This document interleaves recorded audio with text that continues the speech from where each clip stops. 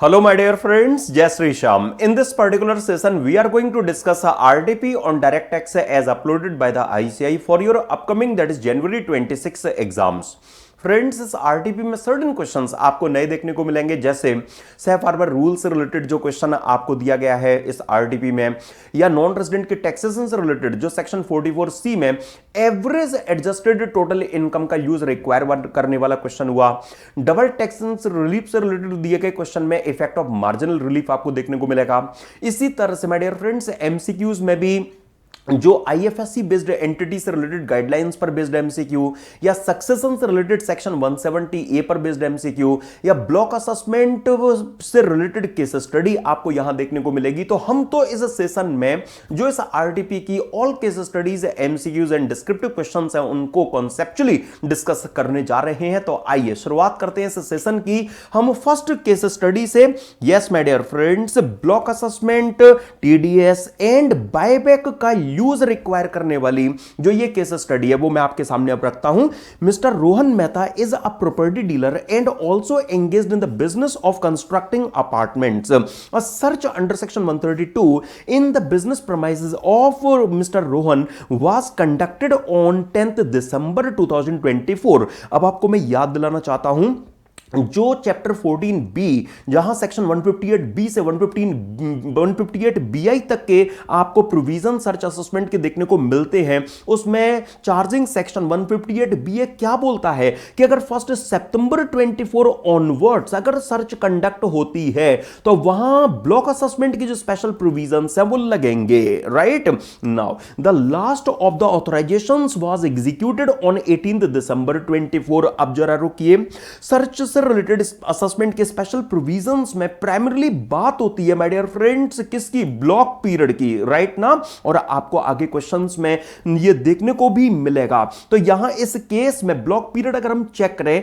तो हमें ये देखने को मिल रहा है कि 10th December 24 तो सर्च के इनिशिएशन की डेट है, लेकिन सर्च का लास्ट ऑथराइजेशन जो एग्जीक्यूट हुआ है वो 18th December 24 को एग्जीक्यूट हुआ है। तो यहां इस केस में हम सर्च वाली ईयर से जो लास्ट 6 ईयर्स है, एक तो ब्लॉक पीरियड में वो कंसीडर करते हैं, याद उठाइए, और वो लास्ट 6 ईयर्स इस क्वेश्चन में आप देखेंगे तो प्रीवियस ईयर 18-19 से previous year 23-24। In terms of assessment year अगर मैं चलूं तो असेसमेंट ईयर 1920 से असेसमेंट ईयर 24-25 आपको देखने को मिलेंगे। क्यों? क्योंकि जो सर्च वाला ईयर है माय डियर फ्रेंड्स वो in terms of previous year आप देख पा रहे हैं, previous year 24-25, in terms of assessment year 25-26 हमें यहां नजर आ रहा है। तो हम कह सकते हैं क्या कि जो ब्लॉक पीरियड है उसमें last 6 year in terms of assessment year 1920 से असेसमेंट ईयर 24-25 हमें देखने को मिल रहे हैं। क्यों? क्योंकि असेसमेंट ईयर 25-26 तो सर्च से रिलेटेड ही असेसमेंट ईयर हो गया, लेकिन ब्लॉक पीरियड में माय डियर फ्रेंड्स आप याद उठाइए जो करेंट ईयर मतलब सर्च वाली ईयर का भी जो एक पार्ट है वो वहां आता है ना, जो 1 अप्रैल से स्टार्ट होकर सर्च के इनिशिएशन नहीं, सर्च के लास्ट ऑथराइजेशन की एग्जीक्यूशन की डेट पर खत्म हुआ कहलाता है। तो हम कह सकते हैं क्या कि ये वाला जो पीरियड है ये ब्लॉक पीरियड में और आएगा। आप देखिए जो आपको इस केस स्टडी से रिलेटेड क्वेश्चंस दिए गए हैं उसमें जो दूसरा क्वेश्चन है वो आपको यही रिक्वायर करेगा कि what will be the considered as the block period for the purpose of section 158B in this case. तो हम कहेंगे असेसमेंट ईयर 1920 से असेसमेंट ईयर 24-25 मतलब वो last 6 years, and from 1 April 2024 to 18th December 24 ये block period यहां पर इस केस स्टडी में हमें नजर आ रहा है, जो टाइम स्केल डायग्राम पर मैंने आपके सामने अभी यहां पर ये प्रेजेंट भी किया। देखिए अब आगे बढ़ते हैं इस केस स्टडी में। The following facts were discovered during the search proceedings. क्या क्या? Crypto currency of ₹50 lakhs acquired in the financial year 21-22 and jewellery worth ₹30 lakhs acquired in the financial year 23-24। Out of this Rohan could explain source of only 20 lakhs invested in cryptocurrency and jewelry worth ₹10 lakhs purchased by a NEFT payment। तो हम कह सकते हैं क्या कि आप एक तो 50 lakhs रुपीस की इस क्रिप्टो करेंसी में से अगर केवल 20 lakhs का सोर्स ही एक्सप्लेन कर पाए तो 30 lakhs आपकी अनडिस्क्लोज्ड असेट और इन्वेस्टमेंट मींस अनडिस्क्लोज्ड इनकम को रिप्रेजेंट करेगा। सिमिलरली जो 30 lakhs रुपीस की ज्वेलरी उसमें से अगर आप केवल 10 lakhs रुपीस का ही सोर्स अगर एक्सप्लेन कर पा रहे हैं तो बाकी 20 lakhs आपकी undisclosed investment means undisclosed income को रिप्रेजेंट करेगा। तो 50 लाख रुपीस का जो अमाउंट है वो अनडिस्क्लोज्ड इनकम के लिए बुक हो गया, क्योंकि ये जो भी ईयर्स हैं वो आपके ब्लॉक पीरियड का पार्ट एंड पार्सल में नजर आ रहे हैं। Now further books of account revealed an unexplained expenditure of rupees 15 lakhs incurred during the financial year 22-23 towards foreign travel of family members. No proper source was explained. तो याद कीजिए section 158 में जहां अनडिस्क्लोज्ड इनकम की definition आपको given है, वहां पर ये जो अनएक्सप्लेन्ड एक्सपेंडिचर हो गए ये भी तो माय डियर फ्रेंड्स कवर किए गए, क्योंकि लॉजिकली भी आप चलो आउटफ्लो तो सेकंड स्टेज है ना, पहले इनफ्लो हुआ होगा, इन्होंने 15 लाख रुपीस की इनकम कमाई होगी, वो छिपाई होगी, उस फंड को उन्होंने इस खर्चे में यूज किया होगा। सिंस उन्होंने वो इनकम छुपाई हुई है इसलिए वो इस एक्सपेंडिचर को एक्सप्लेन नहीं कर पा रहे हैं, राइट। तो ये अमाउंट भी my dear friends undisclosed income में आता है। इसी तरह से loose papers indicated receipt of rupees 40 lakhs in cash for sale of flats during the financial year 2021, ये भी ब्लॉक पीरियड में फॉल कर रहा है। तो सर्टेनली हम यहां पर इस अनडिस्क्लोज्ड कैश को भी कंसीडरेशन में लेंगे। This amount was not recorded in the books of account. तो ये unrecorded amount, unexplained, undisclosed amount, ये सब माय डियर फ्रेंड्स यहां पर अनडिस्क्लोज्ड इनकम में आएंगे। और आप अभी आगे देखोगे एओ भी माय डियर फ्रेंड्स जो असेसमेंट है वो इस फिगर पर करता हुआ आपको देखने को मिलेगा। Then it has come to the notice of the assessing officer that the assessment for AY 23-24 was pending under section 143(3) on the date of initiation of search. My dear friends, याद उठाइए section 158 BA में आपको यह बात भी तो देखने को मिलती है ना कि अगर सर्च की डेट पर, सर्च के इनिशिएशन की डेट पर ब्लॉक पीरियड में फॉल करने वाले किसी ईयर का अगर कोई असेसमेंट रीअसेसमेंट पेंडिंग होगा तो that pending proceeding shall abate. वो पेंडिंग प्रोसीडिंग्स वहीं पर खत्म हुई कहलाएंगी, ब्लॉक असेसमेंट में उसका इफेक्ट दिया जाएगा, मतलब वो पेंडिंग असेसमेंट एग्जिस्टेंस से आउट हो जाएगा, right. Then the assessing officer issued a notice under section 158 BC for furnishing a return within 60 days. However, Mr. Rohan furnished the return after the expiry of 60 days. The assessing officer, after considering evidence, determined total income of 1.05 crores and proceeded to levy tax at the rate applicable along with surcharge and cess. He also levied interest at the rate 2% of tax on undisclosed income for every month or part of month for the period after the expiry of 60 days and ending on the date of completion of assessment under section 158 BC. अब जरा रुकिए, सबसे पहले तो मैं आपको याद दिला दूं कि जो सेक्शन 158 बीएफ है वो क्या कहता है कि नॉर्मली जो 234 एबीसी वगैरह वाले इंटरेस्ट है वो यहां नहीं लगेंगे, क्योंकि 158 बीएफए में ये गिवन है कि एओ ने अगर आपको नोटिस दिया और रिटर्न फाइल करने के लिए कहा और आपने रिटर्न को अगर फाइल करने में लेट किया तो 158 बीएफए में 1.5% पर मंथ और पार्ट ऑफ मंथ का जो इंटरेस्ट है वो असेसी पर लेबेबल बनेगा। वो एओ अलाउड टाइम के नेक्स्ट डे से अपनी प्रोसीडिंग्स के कंप्लीशन की डेट तक, मतलब अपने सर्च असेसमेंट की कंप्लीशन की डेट तक का असेसी पर लगा पाएगा। कोई अगर मैं ये कहे कि क्या एओ ने ये जो 2% इंटरेस्ट लगाया है ये करेक्ट है क्या, देन आंसर इज नो। या इंटरेस्ट एओ को कितना लगाना चाहिए था, 1.5% की रेट से लगाया जाना चाहिए था। आप देखिए जो आपको फोर्थ क्वेश्चन आपको देखने को मिलेगा, whether the interest levied by the AO in respect of undisclosed income assessed for the block period is correct, then answer is no.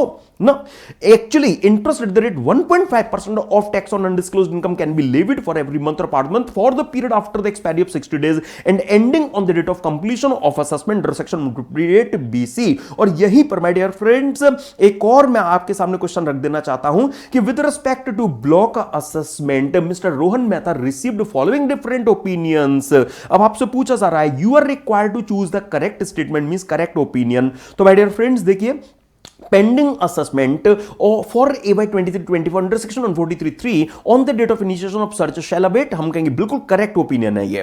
लेकिन ये क्या बोल रहे हो आप, pending assessment of AY 23-24 under section 143(3) on the date of initiation of search shall continue and be completed under the said section only, then answer is no, ये incorrect है। Then the total income of rupees 1.05 crore shall be taxable at normal slab rates of 25-26, then answer is no।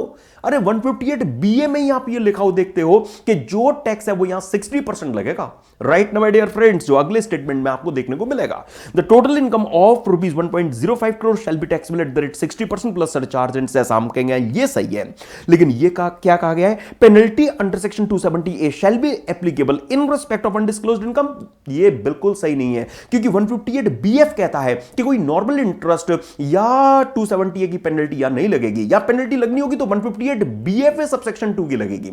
Right ना friends, तो हम कहेंगे ये बात भी यहां सही नहीं है। ओके, तो यहां पर जो इंटरेस्ट पेनल्टी की बात है वो 158BFA वाली है। ओके, 270A वाली पेनल्टी नहीं लगेगी। तो हम कह सकते हैं फर्स्ट और फोर्थ ये वाला जो कॉम्बिनेशन है ये यहां पर एकदम सही है। रुक करते हैं इसके स्टडी में थोड़ा आगे का। On 12 March 2025 mister Jeevan and mister Shivam purchased an apartment from mister Rohan Mehta for rupees 70 lakh 35 lakh से ईच। तो पहले तो आप रिकॉल कर लीजिए, सेक्शन 194IA में आपको ये देखने को मिलता है ना कि चाहे इमूवेबल प्रॉपर्टी के बायर एक से अधिक भी क्यों ना हो, जो टीडीएस के लिए 50 लाख रुपीस की वहां पर थ्रेशोल्ड है, लिमिट है, वो हम कलेक्टिवली लेंगे, है ना। चाहे सेलर एक से ज्यादा हो या बायर एक से ज्यादा हो, फिगर जो ली जाएगी वो कलेक्टिवली ली जाएगी। तो यहां पर भले ही जीवन और शिवम 35 लाख दे रहे हो, लेकिन इस अपार्टमेंट के लिए हम 70 लाख रुपीस का जो कंसीडरेशन है वो कंसीडर करेंगे। The stamp duty value of the apartment is 48 lakh, तो which ever is higher,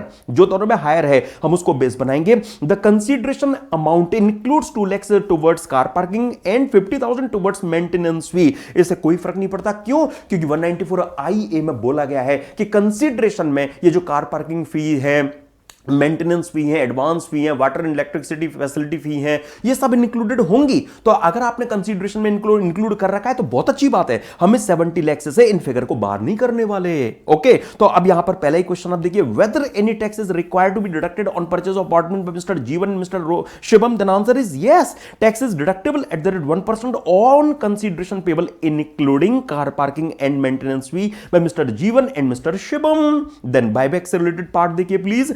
On 20th March 2025, ABC Private Limited bought back 50,000 shares, including 500 shares from Mr. Jeevan for rupees 1250 per share. Mr. Jeevan acquired these shares for rupees 200 per share in the year 2018. तो पहले तो मैं आपको एक बात clear कर दूं, एक सेक्शन 222 जो डिम्ड डिविडेंड वाला है उसमें नया सब क्लॉज F जो इंसर्ट किया गया फाइनेंस एक्ट 2024 से, वो क्या बोलता है कि अगर कोई कंपनी अपने शेयर्स का बायबैक करेगी तो उस केस में जो भी अमाउंट, एनी कंसीडरेशन, जो भी अमाउंट शेयर होल्डर को मिलेगा वो सारा उसका अदर सोर्सेज हेड में एज इनकम टैक्स के लिए चार्जेबल बनेगा। तो सर फिर जो जीवन ने कॉस्ट खर्च कर रखी है उसका क्या होगा? वो कैपिटल लॉस बुक करे।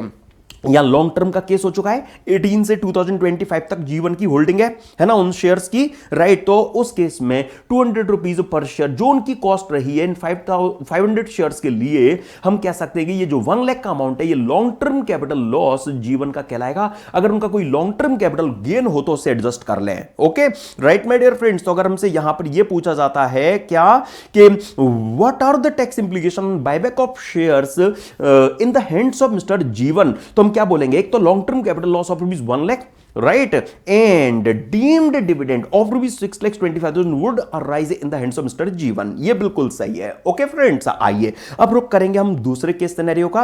यस माय डियर फ्रेंड्स, तो अब इसमें नॉन रेजिडेंट के taxation including residential status determination, TCS और अपडेटेड रिटर्न ऑफ इनकम की जो नॉलेज है वो आपकी टेस्ट की जाएगी। तो देखिए जरा इस सेकंड केस सिनेरियो को please. Mister Amit Verma, a person of Indian origin, resides in Dubai. However, in order to expand his consultancy profession, he keeps on visiting India frequently.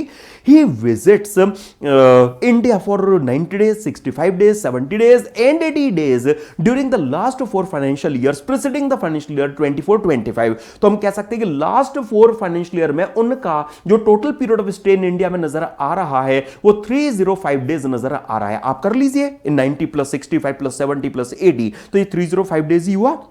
लेकिन during the financial year 24-25 he stayed in India for 135 days. Okay, अच्छा, during his stay in India he earned income of rupees 9 lakhs from his consultancy profession, dividend income of rupees 2,15,000 and 18 lakhs as rentals from a property in Mumbai. He earned rupees 23,50,000 as consultancy income from Dubai but not liable to tax in Dubai. He spent rupees 2,400 to earn dividend income and rupees 2,50,000 for consultancy profession in India. Okay, तो consultancy profession से जिन्होंने 9 lakhs की income कमाई उस पर उन्होंने 250 के खर्चे भी किए. अब जरा रुकिए, सबसे पहले अगर हमसे कोई ये पूछे कि जो मिस्टर अमित वर्मा हैं ये इंडिया में प्रीवियस ईयर 24-25 के लिए क्या कहलाएंगे, इनका रेजिडेंशियल स्टेटस डिटरमाइन करते हैं. तो देखिए, कोई भी इंडिविजुअल अगर आउटसाइड इंडिया अगर रिजाइड कर रहा है और वो इंडिया में ऑन विजिट अगर आता है तो नॉर्मली वो रेलिवेंट प्रीवियस ईयर में 182 डेज और मोर रहना चाहिए, जो वो नहीं रहे हैं. ओके, लेकिन इसके दो एक्सेप्शन भी हैं कि चलो आप 182 डेज और मोर छोड़ो, अगर आप रेलिवेंट प्रीवियस ईयर में 120 डेज या इससे ज्यादा भी अगर रह लेते हो तो आपके इंडिया में ऑर्डिनरली ना सही नॉट ऑर्डिनरली रेजिडेंट बनने के चांस बन जाते हैं. लेकिन उसके लिए कुछ और भी कंडीशंस हैं. क्या कि एक तो आप इंडिया में इंडियन सिटीजन या पर्सन ऑफ इंडियन ओरिजिन हो. हां, आप पर्सन ऑफ इंडियन ओरिजिन हैं. आपकी इंडियन सोर्सेज से इनकम 15 लाख से ज्यादा रही हो. हां, वो भी हमें ज्यादा देखने को मिल रही है. आप रेलिवेंट प्रीवियस ईयर में 182 डेज छोड़ो 120 और मोर डेज रहे हो. हां, वो भी आप रहे हैं.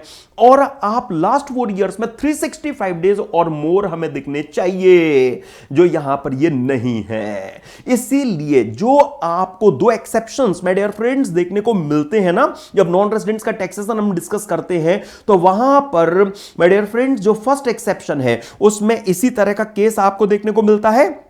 हमारे इस केस में जो असस्सी है अमित वर्मा, वो पर्सन ऑफ इंडियन ओरिजिन भी हैं, वो इंडिया में ऑन विजिट आते हैं, उनका रेजिडेंट प्रीवियस ईयर में जो पीरियड ऑफ स्टे है वो 120 डेज और मोर भी है, उनकी इंडियन इनकम्स 15 लाख से ज्यादा भी है. लेकिन इसका क्या करें हम कि उनका जो लास्ट 4 इयर्स में जो एग्रीगेट पीरियड ऑफ स्टे वो 365 डेज और मोर होना चाहिए, वो नहीं है. इसलिए वो यहां पर नॉट ऑर्डिनरी रेजिडेंट नहीं बन पाएंगे, मतलब वो रेजिडेंट की कैटेगरी में नहीं आ पाएंगे. लेकिन एक और एक्सेप्शन है कि अगर वो आउटसाइड इंडिया टैक्स के लिए लायबल नहीं है, जैसे अमित वर्मा दुबई में टैक्स के लिए लायबल नहीं है, उनके इंडियन सोर्सेज से इनकम अगर 15 लाख से ज्यादा है, हां ज्यादा है, तो सर क्या इस सेकंड वाले एक्सेप्शन में उनका जो केस है वो आ जाएगा? आ जाता. अगर वो इंडियन सिटीजन होते, वो तो यहां पर्सन ऑफ इंडियन ओरिजिन है. राइट ना फ्रेंड्स? तो जो एक्सेप्शंस मैं अभी आपके सामने रख रहा था उनमें बेसिकली जो पहला एक्सेप्शन है उसमें तो दोनों केस कवर्ड है, इंडियन सिटीजन और पर्सन ऑफ इंडियन ओरिजिन. लेकिन जो दूसरा एक्सेप्शन उसमें एक्सक्लूसिवली इंडियन सिटीजन का केस कवर्ड है, गलती ना हो इसलिए हम एग्जांपल भी अपनी रेगुलर क्लास में बनाकर डिस्कस कर लेते हैं कि अगर पर्सन ऑफ इंडियन ओरिजिन अगर होगा अससी तो फिर सेकंड अमेंडमेंट नहीं लगेगी. फिर उस केस में जो अससी है वो नॉट ऑर्डिनरी रेजिडेंट के लिए क्वालिफाई नहीं कर पाएगा, वो नॉन रेजिडेंट की कैटेगरी में ही जाएगा. तो अब जो आपको यह सिचुएशन बनाकर दी गई है इसमें my dear friends Amit Verma, एक तो उनका लास्ट 4 इयर्स में पीरियड ऑफ स्टे 365 डेज और मोर नहीं है, इसलिए फर्स्ट एक्सेप्शन में वो नहीं आ पाए.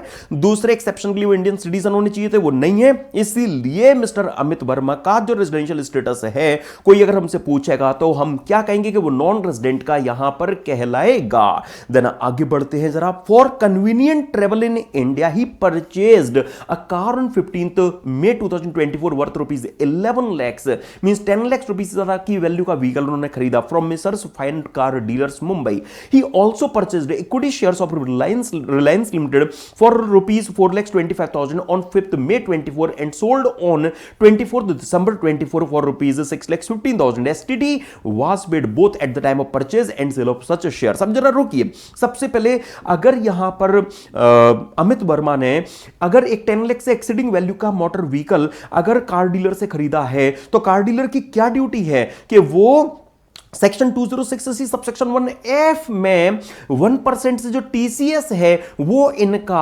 11 लाख रुपीस पर कलेक्ट करे. राइट ना माय डियर फ्रेंड्स? आप देखिए, what will be the TDS और TCS implication on purchase of car by mister Amit in the financial year 24-25. तो हम यही कहेंगे tax is required to be collected at source at the rate 1% on 11 lakhs since the value of car exceeds rupees 10 lakhs. Okay, तो section 206C subsection 1F का जो effect है वो आप केवल यहां पर देख पा रहे हैं। और दूसरा यहां इन्होंने अगर मई 24 में शेयर्स खरीदे, दिसंबर 24 में बेच दिए, शॉर्ट टर्म का केस है, राइट, तो 6,15,000 रुपीज के सेल्स कंसीडरेशन में से 4,25,000 रुपीज का जो अमाउंट है वो हम यहां पर रिड्यूस करेंगे और फिर जो रिजल्ट आएगा वो short term capital gain my dear friends यहां पर कहलाएगा 1,90,000 रुपीज। 1,90,000 रुपीज का इनका जो शॉर्ट टर्म कैपिटल गेन है वो 111A में जाएगा, राइट। 23 जुलाई 24 ऑनवर्ड्स के बाद की सेल है, तो इसीलिए जो टैक्स है वो 20% की रेट से 111A में लग पाएगा। पहले 15% था ना टैक्स रेट, लेकिन अब 20% हो चुका है। तो इस सिचुएशन में माय डियर फ्रेंड्स हम कह सकते हैं कि 1,90,000 रुपीज उनकी टोटल इनकम का पार्ट एंड पार्सल आगे बनाया जाएगा, ठीक है। अच्छा, एक काम करते हैं, एक नोट देख लीजिए पहले। Mister Amit Verma is paying tax as per the default tax regime for AY 25-26। Okay, अब आपको इतने जो पर्टिकुलर्स दिए गए हैं ना, उन्हीं पर बेस्ड एक क्वेश्चन रख देता हूं। What will be the total income of mister Amit for AY 25-26। अगर कोई हमसे ये कहता है कि जरा अमित की टोटल इनकम बताइए, तो बता देंगे, क्या दिक्कत है उसमें। देखिए, जो इनको सिंस ये नॉन रेजिडेंट है इसलिए इनकी इंडियन इनकम कंसीडर होंगी। उन्होंने दुबई में जो इनकम कमाई है उसका यहां कोई रेलिवेंस नहीं है। उन्होंने इंडिया में 9 लाख रुपीस की जो कंसल्टेंसी प्रोफेशन से इनकम कमाई, नॉर्मल रेट से टैक्स के लिए चार्जेबल बननी है। हां, उन्हें खर्चों की डिडक्शन भी यहां पर मिलनी है। तो हम कह सकते हैं कि एक तो यहां पर उनकी कंसल्टेंसी प्रोफेशन वाली इनकम इतनी, डिविडेंड इनकम नॉन रेजिडेंट की 115A में टैक्सेबल होती है ग्रॉस बेसिस पर, उससे रिलेटेड जो खर्चे वो अलाउड नहीं होते, राइट। तो यहां पर हम कह सकते हैं 2,15,000 रुपीज उनकी जो डिविडेंड इनकम है वो यहां कंसीडर होगी। और हाउस प्रॉपर्टी की income 30% repair and collection charges की डिडक्शन मिलेगी उनको, राइट ना फ्रेंड्स।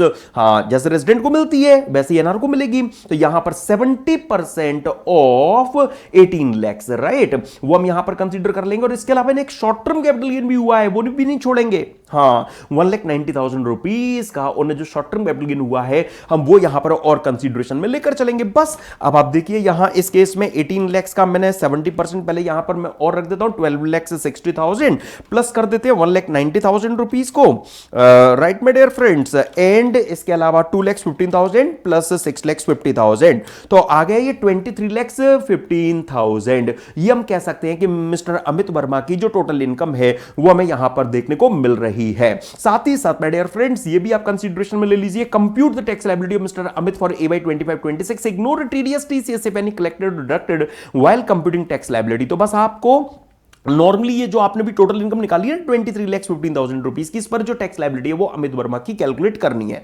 तो इसमें माय डियर फ्रेंड्स जो ये डिविडेंड वाला अमाउंट है इस पर तो आप टैक्स निकालोगे 20% से, 115A का इफेक्ट हो गया। जो आपका 111A वाला STCG है इस पर भी टैक्स आएगा 20% की रेट से। और बाकी जो दो इनकम इनकी बच गई हैं उन पर जो टैक्स है वो लगाया जाएगा स्लैब रेट्स से। हाँ, 115BAC में ये फॉल कर रहे हैं तो 115BAC के हिसाब से। तो माय डियर फ्रेंड्स देखिए, जो 6,50,000 रुपीज प्लस जो 12,60,000 इनकी जो नॉर्मल इनकम्स हैं 19,10,000, इनमें से माय डियर फ्रेंड्स 15 लाख तक तो आपने पता है 115BAC में जो टैक्स है वो 140 आता है ना। तो 15 लाख रुपीज तक तो आपको मालूम है ना फ्रेंड्स, 3 लाख रुपीज तक एग्जाम, तो उसके बाद में 3 to 7 पर आप 5%, फिर 7 to 10 तक आप 10%, उस तरह से आप 15 लाख तक जब जाते हो तो 1,40,000 का टैक्स आप निकाल कर लाते हो। तो मैं 19,10,000 में से 15 लाख हटा दिया, बाकी पर मैंने 30% लगा दिया और 140 मैंने उसमें ऐड कर दिया। तो जो यहां पर माय डियर फ्रेंड्स टैक्स आ रहा है वो 2,63,000 रुपीज ये टैक्स आ गया। और जो यहां पर माय डियर फ्रेंड्स 115A के हिसाब से 2,15,000 रुपीज का 20% मैंने आपके लिए निकाला, 43,000 रुपीज का जो टैक्स है वो ये आ गया। और 111A वाले रेट से माय डियर फ्रेंड्स हम यहां पर 1,90,000 रुपीज पर 20% सिंपली 38,000, हाँ 38,000 रुपीज का ये टैक्स हमने निकाल दिया। बस अब क्या करना है, इनका सम टोटल करना है, वो यहां पर टैक्स लायबिलिटी आ पाएगी लेकिन सेस को कंसीडरेशन में ले लेने के बाद में। तो 2,63,000 प्लस 43,000 प्लस 38,000, तो यहां पर 3,44,000 टैक्स आ गया। सिंस टोटल इनकम 50 लाख ज्यादा नहीं है तो सरचार्ज तो पिक्चर में आएगा नहीं। 4% सेस एवरग्रीन है, वो हम यहां पर जरूर ऐड करेंगे। तो माय डियर फ्रेंड्स इसमें 4% हेल्थ एंड एजुकेशन सेस का जब इफेक्ट में लेता हूं तो 3,57,760 जो अमाउंट है वो टैक्स लायबिलिटी का फाइनली आ जाता है। तो ये देखिए जरा 3,57,000 760, yes right my dear friends. तो यहां इस केस में 3,57,760 ये यहां पर टैक्स लायबिलिटी इनकी आ गई। अब इस केस स्टडी में जो एक लास्ट पैरा आपको दिया गया है वो भी जरा देखिएगा। While collecting informations for filing his return income tax return for AY 25-26 on 15 July 2025, mister Amit Verma noticed that he had failed to claim a refund of rupees 10,000 representing TDS by his client Messrs. Arora and Arora Associates during the previous year 22-23. He then approached a tax consultant, Mr. Jagat, to file an updated return for financial year 22-23. Mr. Jagat assured him that the entire amount of TDS can be claimed by filing an updated return. अब आपको इस पर based देखो question क्या दिया गया यहां पर कि can Mr. Amit file an updated return for financial year 22-23 on 5th April 25 to claim refund of TDS? तो माइंड में आ सकता है कि सर अगर वो 5th April 25 को अगर अपडेटेड रिटर्न फाइल करने के लिए अगर प्रोसीड करना चाहते हैं तो फाइनेंशियल किसी भी फाइनेंशियल के लिए उसके क्लोज होने से 24 मंथ्स तक मतलब 2 इयर्स तक 24 मंथ्स तक जो अपडेटेड रिटर्न है वो फर्निश की जा सकती है। तो 31 मार्च 2025 यहां पर एक मिनट आप रेलिवेंट असेसमेंट के क्लोज होने से यस अगर आप फाइनेंशियल 22-23 की अपडेट रिटर्न फर्निश करना चाहते हो तो आप रेलिवेंट असेसमेंट ईयर के क्लोज होने से 2 इयर्स तक आप उस असेसमेंट ईयर की जो अपडेट रिटर्न है वो फर्निश कर सकते हैं। और वही तो यहां 31 मार्च 2026 आ रहा है तो सर फिर तो ये 5th April 25 की जो डेट है वो तो अभी नहीं निकली तो हां अमित अपडेट रिटर्न फर्निश कर सकेंगे। लेकिन 139 सबसेक्शन 8A का पहला ही प्रोविजो क्या कहता है कि जो अपडेट रिटर्न है वो आपको एक फैसिलिटी जरूर दी गई है लेकिन वो रेवेन्यू के बेनिफिशियल डिजाइन टूल है। अगर आप अपडेट रिटर्न से कुछ एक्स्ट्रा टैक्स अगर पे करने की स्थिति में है तो आप tax including interest plus additional income tax के साथ में जो अपडेट रिटर्न की फैसिलिटी है वो अवेल कर सकते हैं। आप रिफंड क्लेम करने के लिए आप अपडेट रिटर्न के टूल को यूज नहीं कर सकते। तो यहां no update return can not be furnished for the purpose of claiming refund even if 24 months have not elapsed from the end of the assessment year। भले ही रेलिवेंट असेसमेंट के क्लोज होने से अभी 24 मंथ्स का टाइम नहीं निकला है फिर भी आप अपडेट रिटर्न फर्निश नहीं कर सकते। क्यों? क्योंकि अपडेट रिटर्न रेवेन्यू के बेनिफिशियल डिजाइन टूल है उसमें आप गवर्नमेंट को टैक्स भरने की स्थिति में अगर होंगे तो आप उस टूल को एंजॉय कर सकेंगे रिफंड क्लेम करने के लिए नहीं। ओके फ्रेंड्स और आइए अब मैं कुछ इंडिपेंडेंट जो एमसीक्यूज आपको दिए गए उनमें ले चलता हूं। देखिए जरा please. On 2nd February 25, Global Private Limited buys products from Fintech Solutions unit located in International Financial Service Center worth rupees 63 lakhs. Turnover of Fintech Solutions and Global Private Limited for financial year 23-24 was rupees 11.25 crores and 15.5 crores respectively. अब जरा रुकिए, आप देख रहे हैं यहां पर 50 lakh rupees से ज्यादा के जो गुड्स हैं प्रोडक्ट्स हैं वो सेल परचेज हो रहे हैं। तो ऐसे केस में नॉर्मली जो बायर हैं हां ग्लोबल प्राइवेट लिमिटेड जो बायर हैं उन्हें सेलर का दैट इज फिनटेक सॉल्यूशंस का 194Q में टीडीएस काटना चाहिए। हाँ और अगर टीडीएस नहीं कट पा रहा है लाइक अगर बायर की जो टर्नओवर है अगर वो लास्ट ईयर में 10 करोड़ से ज्यादा नहीं होती 9.5 करोड़ होती सपोज यहां पर तो ऐसे केस में फिर जो सेलर हैं ये जो फिनटेक सॉल्यूशंस इनको सेक्शन 206C सबसेक्शन 1H में 50 लाख से exceeding amount that is 13 lakh पर 0.01% से जो टीसीएस है वो यहां पर बायर से कलेक्ट करना चाहिए है ना। अगर कुछ स्पेशल ना हो तो ये होना चाहिए था राइट। लेकिन यहां पर जो फैक्ट्स दिए गए हैं उनके हिसाब से क्या यहां पर ये जो बायर हैं वो इस आईएफएससी बेस्ड सेलर का 194Q में टीडीएस काट सकती हैं क्या वो आईएफएससी बेस्ड इस सेलर का क्या ये buyer global private limited 194Q में टीडीएस काट सकती है क्या? The answer is no.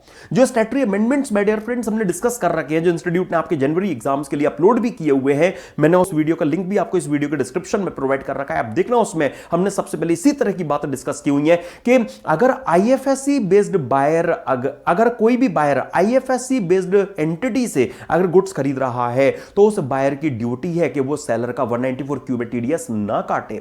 Similarly अगर बायर अगर आईएफएससी बेस्ड एंटिटी है तो सेलर की ड्यूटी है कि वो उनका 206C1H में टीसीएस कलेक्ट ना करने लग जाए। एक लाइन में कंक्लूड करते हैं ना कि अगर आईएफएससी बेस्ड एंटिटी अगर है तो ना उसका 194Q में टीडीएस कटेगा, ना उनका 206C1H में टीसीएस होगा, बात खत्म। राइट ना फ्रेंड्स, अब यहां पर इंटरेस्टिंग बात क्या है कि जो यहां पर माय डियर फ्रेंड्स सेलर हैं, देखिए यहां पर माय डियर फ्रेंड जो सेलर है फिनटेक सॉल्यूशंस, ये तो आईएफएससी बेस्ड एंटिटी है, तो यहां पर ग्लोबल की ड्यूटी है कि वो 194Q में इनका टीडीएस ना काटने लग जाए। लेकिन सिंस यहां पर जो बायर हैं वो आईएफएससी बेस्ड एंटिटी नहीं है, इसीलिए उनका तो सेलर 206C1H में जो 63 लाख में 50 लाख से एक्सीडिंग अमाउंट है 13 लाख का, उस पर 0.1% से जो टीसीएस कलेक्ट हो सकता है वो सेलर के द्वारा बायर का किया जाएगा, क्योंकि बायर आईएफएससी बेस्ड एंटिटी नहीं है। राइट ना फ्रेंड्स, हां, तो इस केस में एक चीज आपको मैं याद दिला दूं कि ये जो फिनटेक सॉल्यूशंस जो आईएफएससी बेस्ड एंटिटी हैं माय डियर फ्रेंड्स, ये तो 80 LA में डिडक्शन के लिए एलिजिबल है, तो ये तो अपनी इनकम के 80 LA में डिडक्शन एंजॉय कर रही होंगी, तो इनका 194Q में इनके जो बायर हैं वो टीडीएस काटे, अच्छा लगेगा क्या? नहीं। राइट ना, इसीलिए आईएफएससी बेस्ड इस सेलर का जो ग्लोबल के द्वारा 194Q में टीडीएस नहीं काटा जाएगा, बल्कि ग्लोबल जो नॉन आईएफएससी बेस्ड एंटिटी है उनसे इन फिनटेक के द्वारा जो टीसीएस है वो उनका जरूर कलेक्ट किया जाएगा। तो देखिए इन फैक्ट्स के बेस पर कौन सा ओपिनियन ट्रू है, तो fintech solutions is required to collect tax at source at the rate 0.1% on 13 lakhs, that is 63 lakhs minus 50 lakhs। Okay, तो एक ही गोल्डन रूल है जो आपने कैरी करना है कि अगर हमारे बायर आईएफएससी बेस्ड एंटिटी है तो ऐसी सिचुएशन में उनका अगर सेलर चाहे कि टीसीएस कलेक्ट कर ले, नहीं करेंगे। राइट, चाहे सेलर कहीं के भी हों। इसी तरह से अगर हमारे केस में अगर सेलर आईएफएससी बेस्ड एंटिटी है तो बायर कहीं के भी हों, उनकी ड्यूटी है कि वो इस आईएफएससी बेस्ड एंटिटी का 194Q में टीडीएस ना काटे। बस बात खत्म, इतनी सी बात है जो आपने कैरी करनी है। ओके, चलिए अब आपको मैं लेकर चलता हूं थोड़ा और आगे। देखिए अगला MCQ friends, ABC limited was merged with XYZ Limited pursuant to an order of the High Court dated 10th August 2026। तो माय डियर फ्रेंड्स, मर्जर मतलब सक्सेशन का केस हमें देखने को मिल रहा है। सक्सेसर एंटिटी कौन है? XYZ Limited। Okay, XYZ Limited had already filed its return of income for EY 25-26 under section 139(1) before the date of the order। तो जो मर्जर का ऑर्डर हाई कोर्ट ने दिया उससे पहले ही असेसमेंट 25-26 की जो रिटर्न है वो फर्नेस हो चुकी है। On the date of high court order the assessment for assessment 25-26 was pending under section 43(3) which of the following are the compliance obligations on the successor entity and what is the fate of pending assessment pursuant to merger. तो my dear friends, मैं आपको याद दिला दूं, assessment procedure chapter में ही आप एक section देखते हो ना, सेक्शन 170A। याद कीजिए, सेक्शन 170A क्या बोलता है कि अगर सक्सेशन का अगर कोई केस है, मतलब business reorganisation like merger, succession का अगर कोई केस अगर है तो ऐसे केस में अगर हायर अथॉरिटी के ऑर्डर से पहले अगर ऐसे ऑर्डर की एप्लीकेबिलिटी वाले किसी ईयर की रिटर्न अगर असेसी फर्निश कर चुका है तो उनकी ड्यूटी है कि हायर अथॉरिटी के ऑर्डर की पासिंग वाले मंथ के क्लोज होने से 6 मंथ्स के अंदर अंदर वो एक मॉडिफाइड रिटर्न फर्निश करेंगी। ये उनके लिए ऑब्लिगेटरी है, ठीक है। और आप वहां पर यह भी देखते हो ना कि अगर किसी ईयर का असेसमेंट अगर पेंडिंग है, मतलब हाई कोर्ट के ऑर्डर की एप्लीकेबिलिटी वाले ईयर का अगर असेसमेंट अगर पेंडिंग है तो ईओ की ड्यूटी है कि वो modified return and higher authority के ऑर्डर को कंसीडरेशन में लेकर जो उस पेंडिंग असेसमेंट का कंप्लीशन है वो करेगा। हम सेक्शन 170 को टाइम स्केल डायग्राम पर जब डिस्कस करते हैं केस स्टडी बनाकर माय डियर फ्रेंड्स, वहां पर भी ये सारी बातें आपको देखने को मिलती हैं कि हाई कोर्ट का ऑर्डर जिस मंथ में आया उस मंथ के क्लोज होने से 6 मंथ्स में एक मॉडिफाइड रिटर्न जाएगी, और हाई कोर्ट के ऑर्डर की डेट पर अगर किसी ऑर्डर की एप्लीकेबिलिटी वाले किसी ईयर का अगर असेसमेंट पेंडिंग होगा तो ऐसे केस में एओ की ड्यूटी होगी कि वो modified return and higher authority के ऑर्डर को कंसीडरेशन में लेकर उस पेंडिंग असेसमेंट को कंप्लीट करेगा। बस वही बात आपको यहां पर देनी होगी। राइट माय डियर फ्रेंड्स, देखिए यहां पर हम आप जो सही स्टेटमेंट की बात कर रहे हैं तो हम यहां पर कह सकते हैं the assessing officer will proceed to complete the assessment of AY 25-26 in line with the order of reorganisation, that is high courts order, and the modified return. एक तो ये बात सही है। दूसरा, XYZ has to furnish a modified return within 6 months from the end of the month 25, from the end of August 26, मतलब जो high court का ऑर्डर वाला मंथ है। तो जो रीऑर्गेनाइजेशन ऑर्डर है, जो हाई कोर्ट का ऑर्डर है, उस ऑर्डर के मंथ के क्लोज होने से 6 months के अंदर, तो ऑर्डर की डेट से 6 months नहीं। हाँ, और पेंडिंग असेसमेंट यहां पर अबेट नहीं होंगी। ये कोई सर्च असेसमेंट की बात नहीं चल रही है जो अबेटमेंट वाली बात यहां पर पिक्चर में आए। तो यहां पर तुम यही कहेंगे कि बस जो पहले दो स्टेटमेंट आपने बोले हैं ना, वो यहां पर हमें सही नजर आ रहे हैं। तो फ्रेंड्स आइए अब मैं लेकर चलता हूं आपको इस आरडीपी में जो डिस्क्रिप्टिव क्वेश्चंस दिए गए हैं उनमें।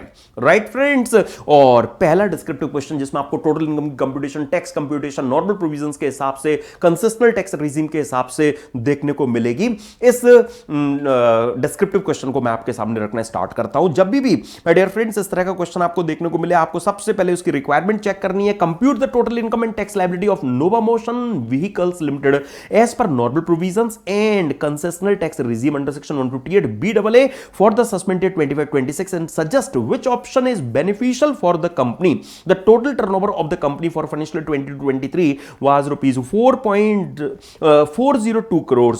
अरे तो फिर फाइनेंशियल 22-23 की अगर टर्नओवर 400 करोड़ से अगर ज्यादा है तो फिर इनका 25% वाला जो टैक्स रेट है वो गया। हाँ, वो तो पिक्चर में नहीं आ पाएगा, पक्की बात है। राइट, तो ये जो डोमेस्टिक कंपनी है वो नॉर्मल टैक्स रेट 30% जो लगता है उससे टैक्स की जाएगी, वो बात लगेगी। 158 BAA में हम उनका टैक्स 22% से निकाल रहे होंगे, लेकिन 25% पिक्चर में नहीं आएगा क्योंकि इनकी टर्नओवर 400 करोड़ से ज्यादा में 22-23 की देखने को मिल रही है। मेट प्रोविजन को इग्नोर कर देना है, अच्छी बात है। तो अब नॉर्मल प्रोविजन के हिसाब से पहले इनकी टोटल इनकम और टैक्स लायबिलिटी पर फोकस्ड हम रहते हैं। देखिए, messrs Nova Motion Vehicles limited is engaged in assembling and manufacturing of automobiles and auto components in Nagpur, Maharashtra. The net profit after debit or credit of the following amounts to its statement of P&L for the year ended 31st March 2025 was rupees 8.25 crores, simply speaking. तो देखिए friends, अब ये जो total income हमें, जो total net profit इन्होंने हमें दिया है वो फॉलोइंग को डेबिट और क्रेडिट करने के बाद दिया है। तो वो आइटम्स देखते जाइए। Depreciation as per companies act 2013 amounting to rupees 1.8 crore. तो हम कहेंगे इनकम टैक्स में तो इनकम टैक्स रूल्स वाला डेप्रिसिएशन अलाउड होता है, जो मैं एडजस्टमेंट्स में देखने को मिलेगा वो अलाउ करेंगे, ये नहीं, इसको एड बैक कर दिया जाएगा। Contributed a sum of rupees 10,70,000 during the financial 24-25 to national reform party, registered political party by way of an account payee cheque. तो पीजीबीपी के लिए तो हम इसको एड बैक करेंगे, और फिर सिंस ये कंपनी है तो 80 GGB में नॉर्मल प्रोविजंस के हिसाब से अभी हम इनकी टोटल इनकम निकाल रहे हैं तो वहां पर इनको इसकी डिडक्शन दे देंगे। राइट, 158 BAA में नहीं, ओके, लेकिन हाँ नॉर्मल प्रोविजंस की भी बात चल रही है तो वहां पर हम इसकी डिडक्शन दे देंगे after GTI। Then long term capital gains of rupees 6,18,000 on sale of listed equity shares on 19th September 24। तो देख रहे हैं आप 23 जुलाई 24 ऑनवर्ड्स के बाद का केस है, इसीलिए यहां पर इस LTCG पर देखिए on which STT was paid both at the time of acquisition and at the time of sale. तो सेक्शन 112 का केस है, 23 जुलाई 24 ऑनवर्ड्स के बाद का केस है, तो जो टैक्स है वो 12.5% की रेट से लगाया जाएगा। और ये तो आपको पता ही है कि 1,25,000 रुपीज की बेसिक एग्जाम्पशन लिमिट देने के बाद में जो टैक्स कंप्यूटेशन वो की जाएगी। लेकिन पीजीबीपी में ये क्या कर रहा है? पीजीबीपी के लिए माय डियर फ्रेंड्स हम इस 6,18,000 रुपीज को ऐड यहां से माइनस कर देंगे। पीजीबीपी के लिए माय डियर फ्रेंड्स ये जो क्रेडिटेड अमाउंट है 6,18,000 रुपीज का वो यहां पर माइनस कर दिया जाएगा। ये कैपिटल गेन हेड में डील किया जाएगा। 6,18,000 रुपीज को टोटल इनकम का पार्ट बनाया जाएगा। जब टैक्स निकालने की बात आएगी तो वहां पर 125 को माइनस करने के बाद में जो नेट अमाउंट होगा उस पर 12.5% की रेट से जो टैक्स है वो कंप्यूट करके ला दिया जाएगा। Loss of rupees 2 lakhs from hedging contracts entered into for mitigating the loss arising due to fluctuations in foreign currency payments towards an imported machinery purchased from Japan for rupees 65 lakhs which was installed in the month of December 24। तो पहले तो एक capital nature का loss है। हाँ, तो आपने PGBP में आपने से पीएनएल में डेबिट कर रखा है तो इसको हम ऐड करेंगे। Now the company borrowed funds for from two state financial institutions rupees 75,75,000 from Andhra Pradesh Industrial Development Corporation Limited and 39,94,000 from Andhra Pradesh State Financial Corporation. The company had accrued interest of 11 lakhs 56,900 on these loans but did not make payments.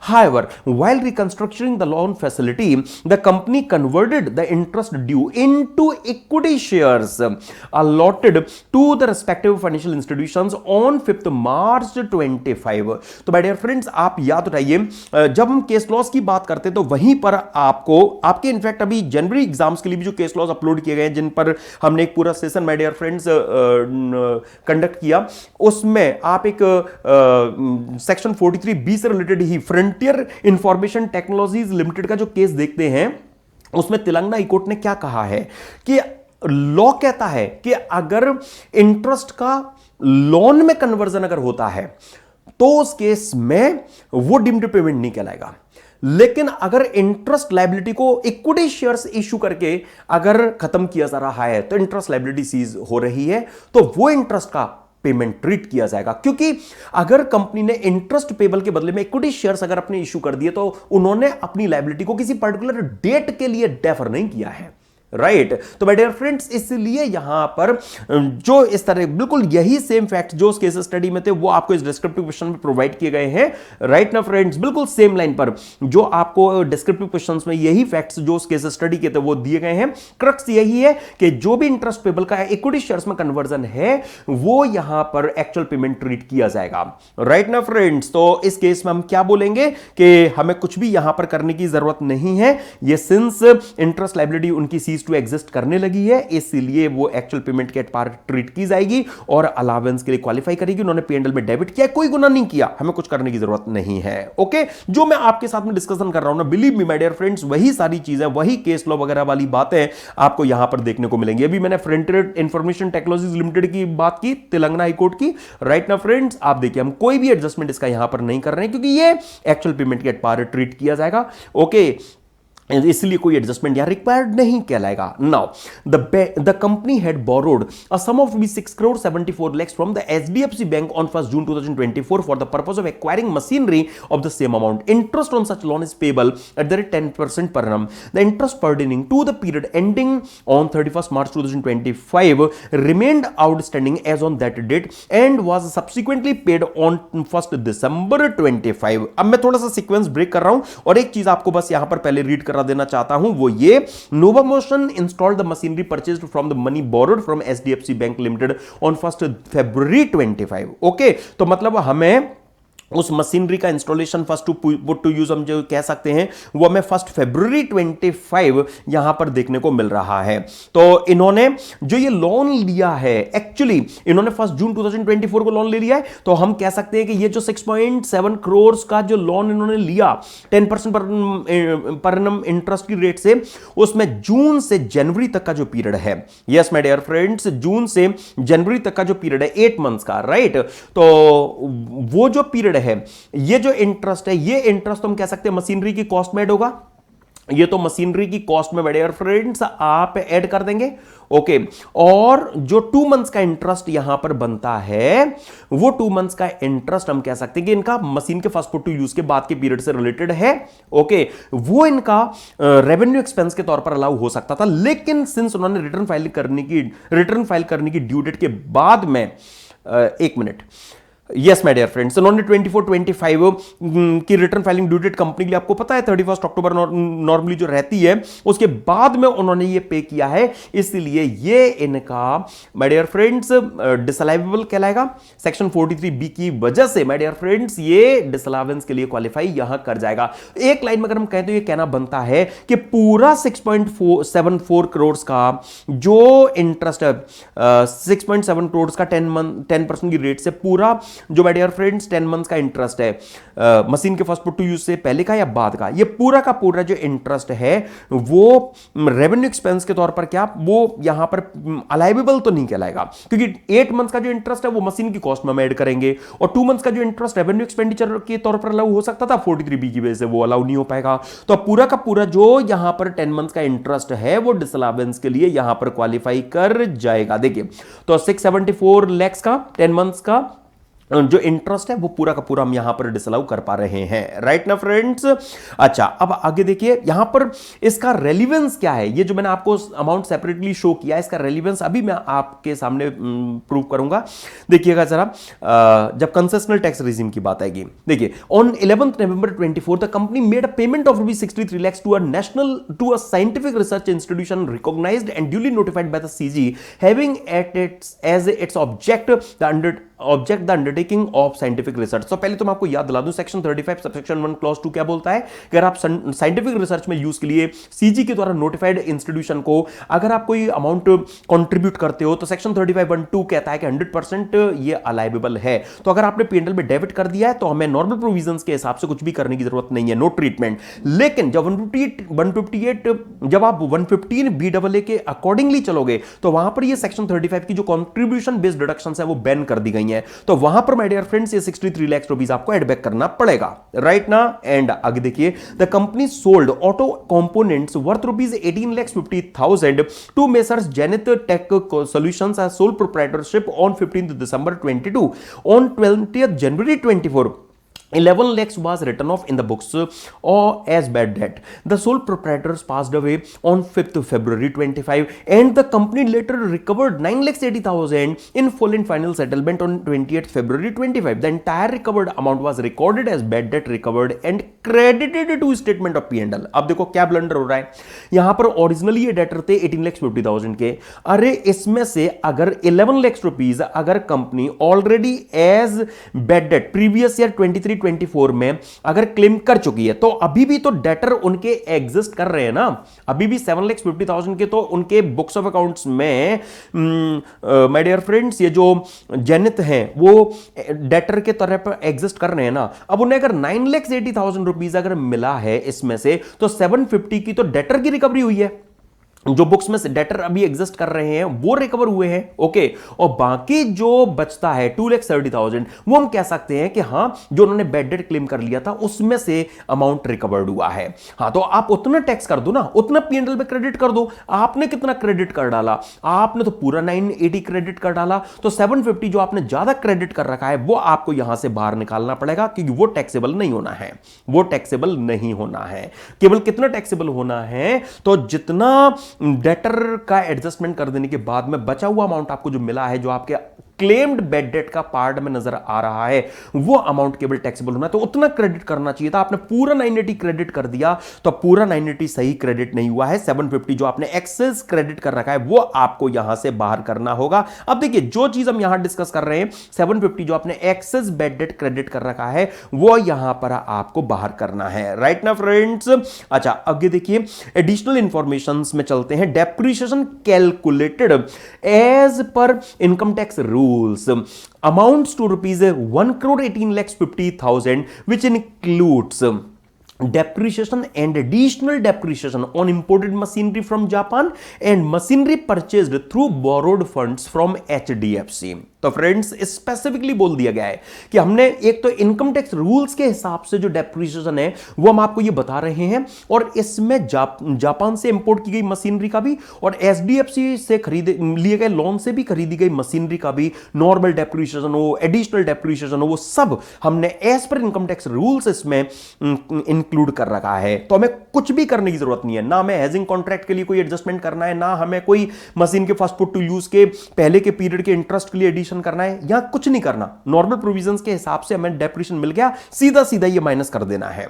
तो sir फिर उतनी information का use क्या है, वो 150 BAA में अभी आपको देखने को आगे मिलेगा। देन माय डियर फ्रेंड्स आगे देखिए, purchases not debited to statement of P&L of ₹12 lakhs were made on 13th March 2025 from Messrs Green Power Components, a supplier registered as a micro enterprise under the Micro Small Medium Enterprise Development Act 2006.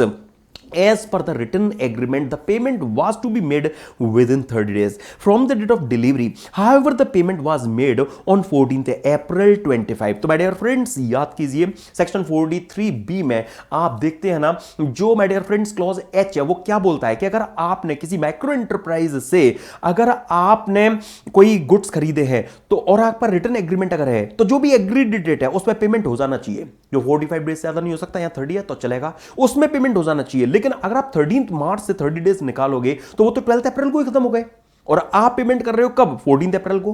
तो मतलब आपने उस act में दी गई time limit के beyond payment किया, तो क्या आपको ये परचेज अलाउड हो जाएगा? ना, यह आपको अलाउ नहीं होने वाला, राइट। और सिंस आपने P&L में डेबिट नहीं किया, अच्छी बात है, नहीं किया तो अच्छी बात है, यह आपको अलाउड नहीं होने वाला, हमें इसका कुछ करने की जरूरत नहीं पड़ेगी। ओके फ्रेंड्स, बस जो हमने यहां पर डिस्कशन किया ना, आपको नॉर्मल प्रोविजंस के हिसाब से जो टोटल इनकम की कंप्यूटेशन गिवन है उसमें तो यही सारी बातें माय डियर फ्रेंड्स देखने को मिलेंगी। एग्जैक्टली अरे कार्ड एडजस्टमेंट के लिए जो डिस्कशन किया उसके बेस पर आप 80 की पहले पीजीबीपी हेड में इनकम निकाल कर ला पाओगे, उसके बाद में आप कैपिटल गेन को ऐड कर पाओगे और 80 जीजीबी की डिडक्शन दोगे, टोटल इनकम तक पहुंच जाओगे। लास्ट फिगर 5 रुपीज इससे ज्यादा है, आप उसको नेक्स्ट 10 तक राउंड ऑफ कर लोगे। अब इसमें एलटीसीजी में 1.25 लाख हटाने के बाद में बचे हुए एलटीसीजी पर 12.5% से, बाकी पर 30% से, और सिंस टोटल इनकम इनकी 1 करोड़ से ज्यादा है, 10 करोड़ से ज्यादा नहीं है, इसलिए 7% सरचार्ज लगाना पड़ेगा, 4% सेस तो एवरग्रीन है, और इससे हम इनकी नॉर्मल प्रोविजंस के हिसाब से टोटल इनकम को, टोटल टैक्स लायबिलिटी को राउंड ऑफ करके इस तरह से ले आएंगे। लेकिन अगर कंसेशनल टैक्स रिजीम की हम बात करें तो कितने एडजस्टमेंट होंगे? एक तो माय डियर फ्रेंड्स जैसा कि मैंने कहा 80 जीजीबी नहीं मिलेगा। ओके हां, तो अगर हम इनकी जीटीआई से शुरुआत कर लें, जीटीआई को माय डियर फ्रेंड्स अगर हम यहां पर बेस बना लें तो ऑटोमेटिकली 80 जीजीबी गया, ठीक है। और क्या यहां पर कंसीडरेशन में नंबर रहेगा? एक तो आपका वो जो सेक्शन 35(1)(2) की जो डिडक्शन आपने ले रखी है, हां, जो हमने रिवर्स नहीं की थी, एक तो वो हमें यहां पर 115 BAA में नहीं मिलती, तो वो रिवर्स करनी पड़ेगी। यस माय डियर फ्रेंड्स, वो 63 लाख रुपीस की 35(1)(2) वाली जो डिडक्शन होती है ना, वो एक तो हमें यहां पर एड बैक करनी पड़ेगी, और दूसरा जो 115 BAA में एडिशनल डेप्रिसिएशन है वो नहीं मिलता, तो वो हमें रिवर्स करना पड़ेगा। तो एक तो माय डियर फ्रेंड जो आपने जापान से मशीनरी जो इंपोर्ट की थी, यस, उसमें जो 2 लाख रुपीस का जो वो हेजिंग कॉन्ट्रैक्ट वाला जो कंपोनेंट था, वो आपका हेजिंग कॉन्ट्रैक्ट में जो लॉस हुआ था 2 लाख रुपीस का फॉरेन एक्सचेंज फ्लक्चुएशन की वजह से उसमें इंपोर्ट ऑफ मशीनरी से रिलेटेड, तो वो आपका रेवेन्यू नेचर का लॉस नहीं है, इसलिए लायबल नहीं होगा। आप क्या करोगे? मशीन की कॉस्ट में ऐड करोगे, यही भी डिस्कस किया था ना। तो आप यहां पर उस इंपोर्ट की मशीनरी की कॉस्ट में 2 लाख रुपीस ऐड करने के बाद में जो 20% से एडिशनल डेप्रिसिएशन मिलता, लेकिन पीरियड ऑफ यूज 180 डेज से कम होने की वजह से नॉर्मल का हाफ जो एडिशनल डेप्रिसिएशन जो आपके इनकम टैक्स रूल्स वाले डेप्रिसिएशन में इंक्लूड हो रखा होगा, वो आप यहां पर हमसे क्लेम नहीं कर पाएंगे। तो हमें एक तो वो एडिशनल डेप्रिसिएशन यहां पर रिवर्स करना है, राइट ना फ्रेंड्स। तो जो जीटीआई में आपने जो सारा डेप्रिसिएशन पहले माइनस कर रखा है, उसमें से हम एक तो इंपोर्टेड मशीनरी से रिलेटेड एडिशनल डेप्रिसिएशन रिवर्स करेंगे, दूसरा एचडीएफसी से जो लोन आपने लिया था, मशीन खरीदी थी इतने की, और माय डियर फ्रेंड्स जो इंटरेस्ट वाला कंपोनेंट था, याद है जो लोन लिया आपने उस पर 10% की रेट से, जो फर्स्ट पुट टू यूज से पहले के पीरियड का जो इंटरेस्ट था वो जो निकल कर ये आया, इस इंटरेस्ट को ऐड कर देने के बाद में ये जो अमाउंट आया, इस पर नॉर्मल का हाफ, क्योंकि पीरियड ऑफ यूज यहां पर 180 डेज से कम है, इसलिए नॉर्मल का हाफ एडिशनल डेप्रिसिएशन जो आपने अपने इनकम टैक्स रूल्स वाले डेप्रिसिएशन में इंक्लूड कर रखा होगा, पीजीबीपी में घटाकर जीटीआई तक आप पहुंचे होंगे, तो वो एडिशनल डेप्रिसिएशन हम यहां पर और रिवर्स करेंगे, क्योंकि 115 BAA में एडिशनल डेप्रिसिएशन अलाउड नहीं होते, राइट ना फ्रेंड्स। तो बस हमें ये जो 3 आइटम्स है इनको ऐड कर देने के बाद में जो जीटीआई है वो पता लगेगी। ये मैं कहता आ रहा हूं 115 BAA में 80 जीजीबी नहीं मिलता, इसलिए नहीं देंगे, ये इनकी टोटल इनकम आ जाएगी। और टैक्स निकालने की जहां तक बात आएगी तो फ्रेंड जो इनका एलटीसीजी अंडर 11 वाला है 125 घटाने के बाद जो बचा हुआ एलटीसीजी उस पर सेम 12.5% से टैक्स निकालेंगे, लेकिन बैलेंस बिजनेस इनकम पर 22% की रेट से टैक्स आएगा। 10% सरचार्ज फिक्स है ना, 115 BAA BAB है ना, इनमें 10% सरचार्ज फिक्स है, तो वो 10% सरचार्ज 4% सेस, और लास्ट फिगर 1 रुपी है हटा देंगे, और इनकी टैक्स लायबिलिटी 115 BAA के हिसाब से नॉर्मल से इनकी कमा रही है। तो इनको यही हम एडवाइस देंगे कि भाई आपको 115 BAA ऑप्ट कर लेना चाहिए, लेकिन एक बार आपने ऑप्ट कर लिया तो आप इसको विड्रॉ नहीं कर पाएंगे, ये बस ध्यान रखना। ओके, आइए तो मैं लेकर चलूं अब आपको थोड़ा सा आगे ना फ्रेंड्स, टोटल इनकम से रिलेटेड जो क्वेश्चन था उसकी हमने यहां पर बात की, अब ट्रस्ट चैप्टर से रिलेटेड क्वेश्चन हो जाए। देखिए, examine and discuss each of the independent cases of the following charitable trust registered under section 12AB as per the relevant provisions of the IT Act 1961 for the financial assessment year 25-26. Okay, पहला case देखिए, Yashoda green charitable trust having its main object as advancement of object of general public utility provide electrical scooter to the various corporate employees of Cyber Hub Gurugram for their daily commute. With this business activity, its it generates receipts of rupees 45 lakhs which has been applied for the object of general public utility. The total receipts for the financial year 24-25 of Yashoda Green Charitable Trust was rupees 190 lakhs. My dear friends, मैं आपको याद दिला दूं, हम assessment of trust chapter में सबसे पहले section 2 clause 15 की बात करते हैं, जहां पर चैरिटेबल पर्पस की डेफिनेशन गिवन है, और चैरिटेबल पर्पस की डेफिनेशन जो लास्ट लिंब ऐड किया गया है वो क्या है? Charitable purpose includes advancement of any other object of general public utility. लेकिन वहां एक प्रोविजो है कि ये जो advancement of any other object of general public utility है वो चैरिटेबल पर्पस कब नहीं कहलाएगा? जब ये कोई ट्रेड, कॉमर्स या बिजनेस के नेचर की एक्टिविटी को इन्वॉल्व करे जो आप कंसीडरेशन के बदले में कैरी ऑन करें। तो आपको मिला हुआ कंसीडरेशन है, आप उसका रिटेन करते हैं या कैसे अप्लाई करते हैं, इररेलेवेंट है। हाँ, अगर आपने ट्रेड, कॉमर्स और बिजनेस के नेचर की रिसीट कंसीडरेशन की एक्टिविटी कंसीडरेशन के बदले में कैरी ऑन की तो नॉर्मली आपका पर्पस चैरिटेबल खत्म। लेकिन उसमें भी आगे एक एक्सेप्शन है कि अगर आपको इन एक्टिविटीज जो रिसीट मिली है वो आपकी टोटल रिसीट्स के 20% से ज्यादा नहीं है तो बात बन जाएगी, आपका चैरिटेबल स्टेटस बना रहेगा। ओके, आपको 11 and 12 में एग्जाम्पशन मिल जाएगी। लेकिन चेक करते हैं यहां पर जो 190 लैक्स की जो टोटल रिसीट्स है उसका 20% तो 38 लैक्स आता है, और इन्हें जो अपनी इस बिजनेस एक्टिविटी से जो रिसीट मिली है वो इनकी 45 लैक्स हैं, मतलब 38 लैक्स से ज्यादा हैं। इसलिए हम क्या बोलेंगे, यशोदा ग्रीन चैरिटेबल ट्रस्ट का जो चैरिटेबल पर्पस है वो ट्रीट नहीं किया जाएगा। इनको सेक्शन 11 and 12 की जो एग्जाम्पशन है वो नहीं मिल पाएगी उस रेलिवेंट प्रीवियस ईयर के लिए, वो ट्रस्ट चैप्टर से बाहर। ओके, नेक्स्ट ईयर उनकी रिसीट 20% से डाउन चली जाएंगी, वो वापस से उनका चैरिटेबल पर्पस लाइव हो जाएगा, एग्जाम्पशन के लिए एलिजिबल बन जाएंगी, लेकिन इस साल के लिए नहीं। ओके, देन आगे देखिए, Samarth charitable trust of vocational training institute. तो अब यहां एजुकेशन की बात हो रही है, राइट ना फ्रेंड्स, और वो 20% वाला थ्रेशोल्ड केवल advancement of any other object of general public utility के लिए याद कीजिए। Offers certificate courses in sewing, handloom, weaving and handicrafts. It operates a clothing shop at the entrance of the training institute.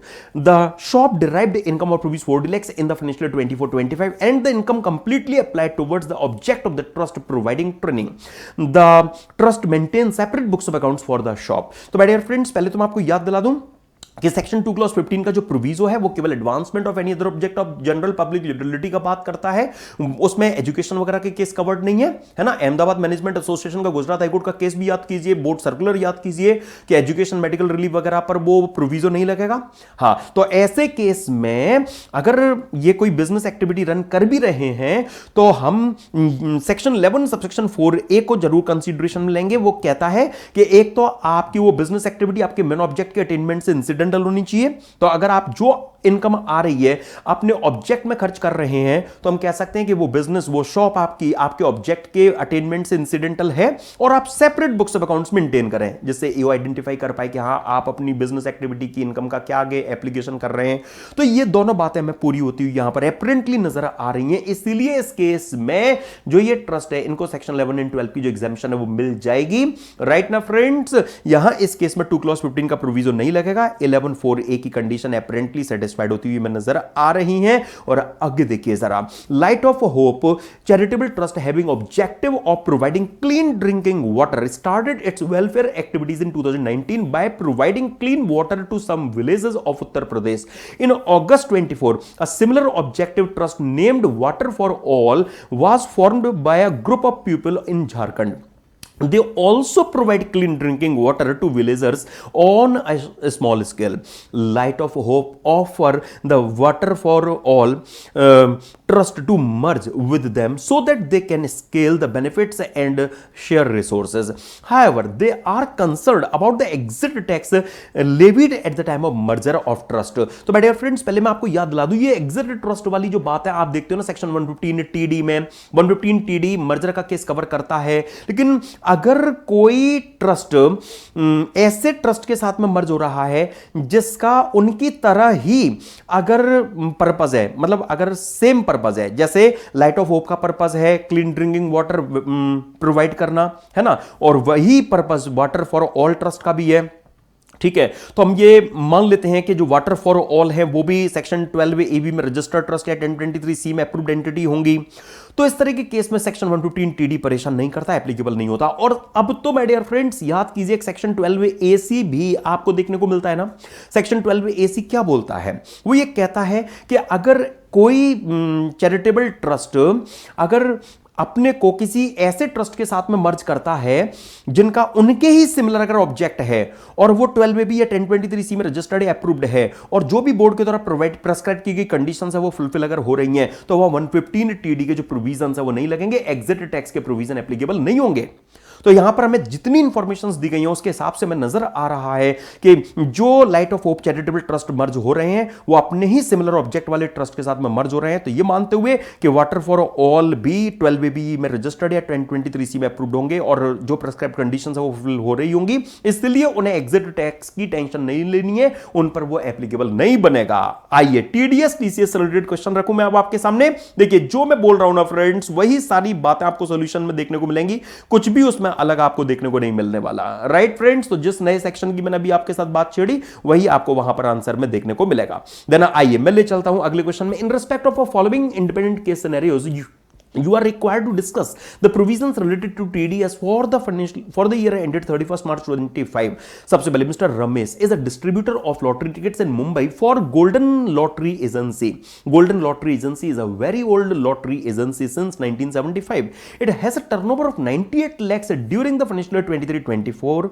Mr. Ramesh earned commission income of rupees 18 lakhs on 15th July 24 and rupees 40,000 on 15th November 24. तो friends अब पहले यहां याद कीजिए, अगर यहां mister Ramesh जो lottery tickets distributor में नजर आ रहे हैं उनको अगर ये इनकम हो रही है तो जो पेयर है that is golden lottery agency, इनकी ड्यूटी है कि वो यहां पर उस डिस्ट्रीब्यूटर का जो टीडीएस है वो सेक्शन 194G में डिडक्ट करें। हां सर, इन जो पेयर उनकी तो टर्नओवर 1 करोड़ से ज्यादा नहीं रही है लास्ट ईयर में, कोई फर्क नहीं पड़ता, 194G में पेयर एनी पर्सन कोई भी हो चलेगा, एक बात।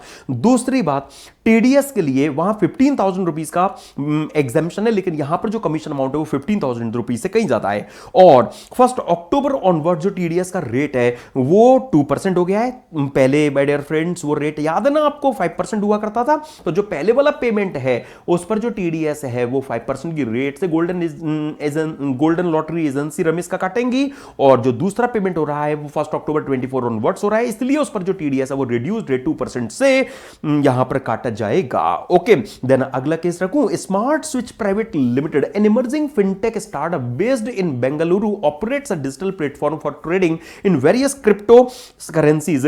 The company has recently gained popularity among young investors due to its user friendly app and attracting promotional offers.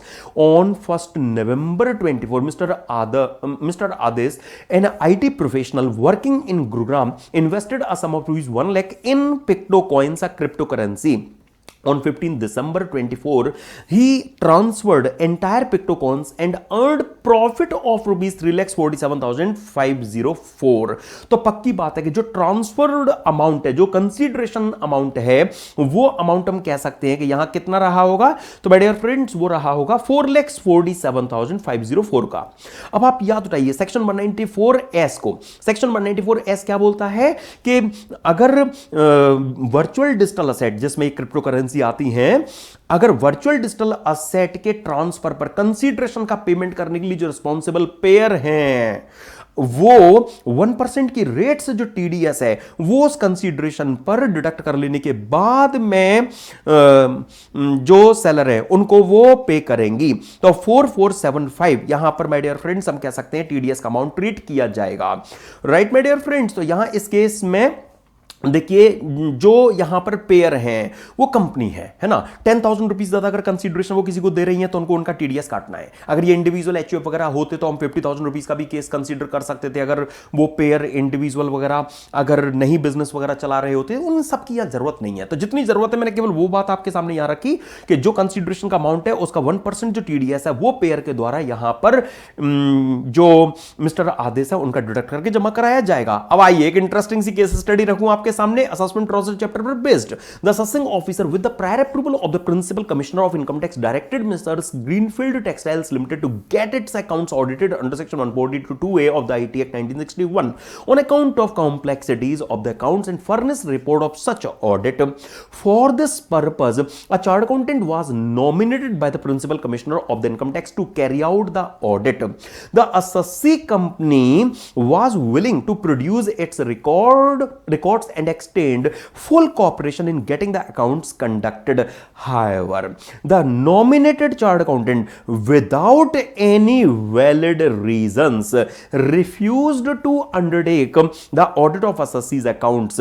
The assessing officer treated the matter as non-compliance of directions issued under section 142(2)(a) by the assessee and proceeded to complete the assessment under section 144 subsection 1 clause b by way of best judgment assessment. In the above facts, examine whether the assessee can be held liable for failure to comply with the direction of principal commissioner and whether the action of the AO in proceeding with a bad judgment assessment is valid, referring to the relevant provisions of the IT Act and judicial pronouncement. तो my dear friends, आप याद कीजिए yes आपको सबसे पहले जहां तक relevant provisions की माय डियर फ्रेंड्स यहां पर बात है, तो रेलिवेंट प्रोविजंस के लिए तो मैं यहां पर कह सकता हूं कि सेक्शन 142 में सबसेक्शन 2 में आप जहां देखते हैं कि अगर एसएससी के बुक्स ऑफ अकाउंट्स में कॉम्प्लेक्सिटीज है, रेवेन्यू के इंटरेस्ट में अगर एओ को ये अपीयर होता है कि एसएससी के बुक्स अकाउंट्स का ऑडिट होना चाहिए, तो वो principal chief commissioner principal commissioner या कमिश्नर से प्रायर अप्रूवल लेकर ऑडिट की जो डायरेक्शन है वो एसएससी को दे सकता है।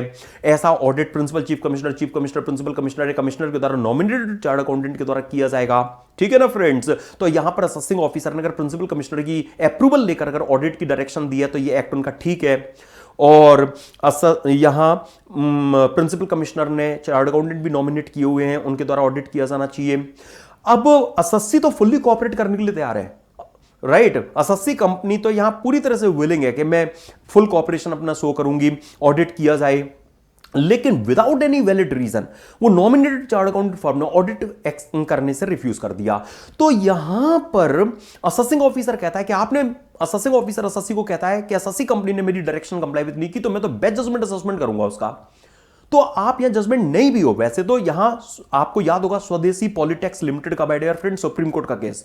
स्वदेशी पॉलिटेक्स लिमिटेड के केस में सुप्रीम कोर्ट ने क्या कहा, जो आप लॉजिकली भी डील कर सकते हैं ऐसी सिचुएशन में, कि अगर नॉमिनेटेड चार्टर्ड अकाउंटेंट ने फ्राइवलेस रीजन मतलब विदाउट एनी वैलिड रीजन अगर ऑडिट करने से अगर मना कर दिया है, तो यहां पर जो स्पेशल ऑडिट एसएससी के अकाउंट्स का अगर नहीं हो पाया है, तो ये एसएससी के कंट्रोल के बियॉन्ड सर्कमस्टेंस है, उसके लिए आप एसएससी को पेनलाइज नहीं कर सकते। यहां एसएससी के पार्ट पर कोई नॉन कंप्लायंस नहीं है, एसएससी के पार्ट पर कोई डिफॉल्ट नहीं है, इसलिए एसएससी को आप पेनलाइज नहीं कर सकते, एसएससी पर आप बेस्ट जजमेंट असेसमेंट नहीं थोप सकते। और सुप्रीम कोर्ट ने तो उस केस में कहा था डिपार्टमेंट को कि 1 मंथ का हम आपको टाइम दे रहे हैं, एसएससी को दूसरी चार्टर्ड अकाउंट फर्म नॉमिनेट करके उससे स्पेशल ऑडिट के लिए उसको भेजिए। तो यहां इस केस में आप लॉजिकली भी चल सकते हैं कि सिंस एसएससी कंपनी के पार्ट पर जब कोई फॉल्ट ही नहीं है, वो तो स्पेशल ऑडिट के लिए पूरी तरह से विलिंग है, कॉपरेट करने के लिए तैयार है। अगर नॉमिनेटेड सीए फर्म ने अगर ऑडिट करने से मना कर दिया है, तो यहां पर आप एसएससी कंपनी के पार्ट पर कोई डिफॉल्ट नहीं कह सकते, उनके पार्ट पर नॉन कंप्लायंस ट्रीट नहीं की जा सकती है। ऑडिट नहीं हो पाया तो ये उनके कंट्रोल के बियॉन्ड सर्कमस्टेंस है, उसके लिए आप उनका बेस्ट जजमेंट असेसमेंट या उनको पेनलाइज नहीं कर सकेंगे। तो इस केस में एओ का जो एक्शन है वो करेक्ट यहां पर ट्रीट नहीं किया जाएगा। आप देखेंगे फ्रेंड्स, आपको सॉल्यूशन में जो बातें मैंने आपके साथ में भी यहां पर की है ना, वही आपको देखने को मिलेंगी। इवन देखिए स्वदेशी पॉलिटेक्स लिमिटेड का जो सुप्रीम कोर्ट का केस था, जिसमें 1 मंथ वगैरह का टाइम भी उन्होंने दिया था, माय डियर फ्रेंड्स, का भी डिस्कशन उन्होंने किया था कि नया चार्टर्ड अकाउंटेंट को अपॉइंट करके ऑडिट कराने के लिए एसएससी को भेजिए। तो यहां पर ये सारी बातें ये आपको देखने को मिलेंगी। असेसिंग ऑफिसर का ये जो एक्ट है कि वो एसएससी कंपनी का फॉल्ट मान रहे हैं और उनका बेस्ट जजमेंट असेसमेंट कर दे रहे हैं, ये एओ का एक्ट यहां पर करेक्ट ट्रीट नहीं किया जाएगा। देन आइए माय डियर फ्रेंड्स, ले चलूं आपको थोड़ा सा आगे पेनल्टीज चैप्टर से रिलेटेड क्वेश्चन में। Mister Sunrise trading company of partnership firm engaged in wholesale trading of electronics filed it's return of income for AY 25-26 declaring a total income of rupees 40 lakhs. The income of the firm is determined as 42 lakhs under section 143(1)(a. तो क्या ये 2 lakhs rupees SSC की under reported income treat किया सकता है? नहीं। जो return की प्रोसेसिंग में एडजस्टमेंट होते हैं वो प्राइमा फेसी एरर वगैरह एसएससी के पार्ट पर हुई हो, जो एसएससी के की अनइंटेंशनल एरर भी हो सकती हैं, इसलिए वो अंडर रिपोर्टेड इनकम में नहीं आती, पेनल्टी के लिए लायबल नहीं बनाई जाती। तो कौन सी बनाई जाती है आगे देखिए। On scrutiny assessment under section 143(3) the assessing officer determined the total income of rupees 58 lakhs by making a certain additions and disallowances not on account of misreporting. तो पहले तो जो असेसमेंट में एओ ने खर्चे डिसअलाउ वगैरह किए हैं, तो my dear friends 58 lakhs rupees हम कह सकते हैं प्रोसेसिंग के बाद में, प्रोसेसिंग से प्रोसेस्ड इनकम जो रही थी कितनी 42 लाख की ना, तो उसके बाद में जो 16 लाख रुपीज के एडिशन जो हुए हैं असेसमेंट के दौरान, ये अंडर रिपोर्टेड इनकम के लिए क्वालिफाई करेंगे। ओके, सिंस ये मिस रिपोर्टिंग का केस नहीं है तो पेनल्टी हम टैक्स का 200% नहीं, केवल 50% लगाएंगे। सिंस यहां पर फर्म का केस है तो यहां पर 31.2% तो इनका टैक्स आ जाएगा और इसका 50% हम कह सकते हैं कि पेनल्टी यहां पर निकलकर आ जाएगी। वैसे तो आप 58 लाख रुपीस पर 31.2% निकालोगे, फिर 42 लाख पर 31.2% निकालोगे और फिर जो नेट आएगा वो बेसिकली 16 लाख का 31.2% टैक्स बचेगा, उसका 50% क्वांटम ऑफ पेनल्टी कहलाएगी। Assessing officer being satisfied that there was an under reporting of income initiated penalty proceeding under section 270A। सही है, कोई दिक्कत नहीं है। You are required to compute the amount of penalty under section 270 of the income tax act. तो friends, penalty के computation की जहां तक बात है तो वो हमने यहां पर अभी ये की ही कि जो भी यहां पर इनका 16 लाख रुपीस का जो अमाउंट था 30% टैक्स 4% सेस के बाद में ये जो टैक्स आया इसका 50% जो पेनल्टी है वो यहां पर इन पर लेबेबल कहलाएगी। लेकिन इसी क्वेश्चन में आगे जो आपको कहा गया है, state whether mister Sunrise trading company can file an application for grant of immunity from imposition of penalty, also specify the conditions to be satisfied for filing such application. तो माय डियर फ्रेंड्स, मैं आपको याद दिला दूं एक section 270A के साथ में सेक्शन 270AA एग्जिस्ट करता है। हां, उसमें असेसी के पास में ये राइट है कि वो असेसिंग ऑफिसर के पास में पेनल्टी प्रोसिक्यूशन से इम्यूनिटी ग्रांट करने के लिए एप्लीकेशन लेकर जा सकता है। लेकिन उसके लिए क्या कंडीशंस हैं कि एक तो आप एओ के असेसमेंट ऑर्डर को अपील में चैलेंज नहीं करोगे, दूसरा आप एओ के ऑर्डर से जो टैक्स इंटरेस्ट की आप पर डिमांड निकली है वो पे करोगे, तीसरा एओ के ऑर्डर के रिसीव होने वाले मंथ के क्लोज होने से 30 डेज के अंदर अंदर, इनफैक्ट 1 मंथ के अंदर अंदर आप इम्यूनिटी की जो एप्लीकेशन है वो लेकर जाओगे। राइट ना फ्रेंड्स? तो हां, उस केस में अगर मिस रिपोर्टिंग का केस नहीं है तो फिर आपको इम्यूनिटी मिलेगी।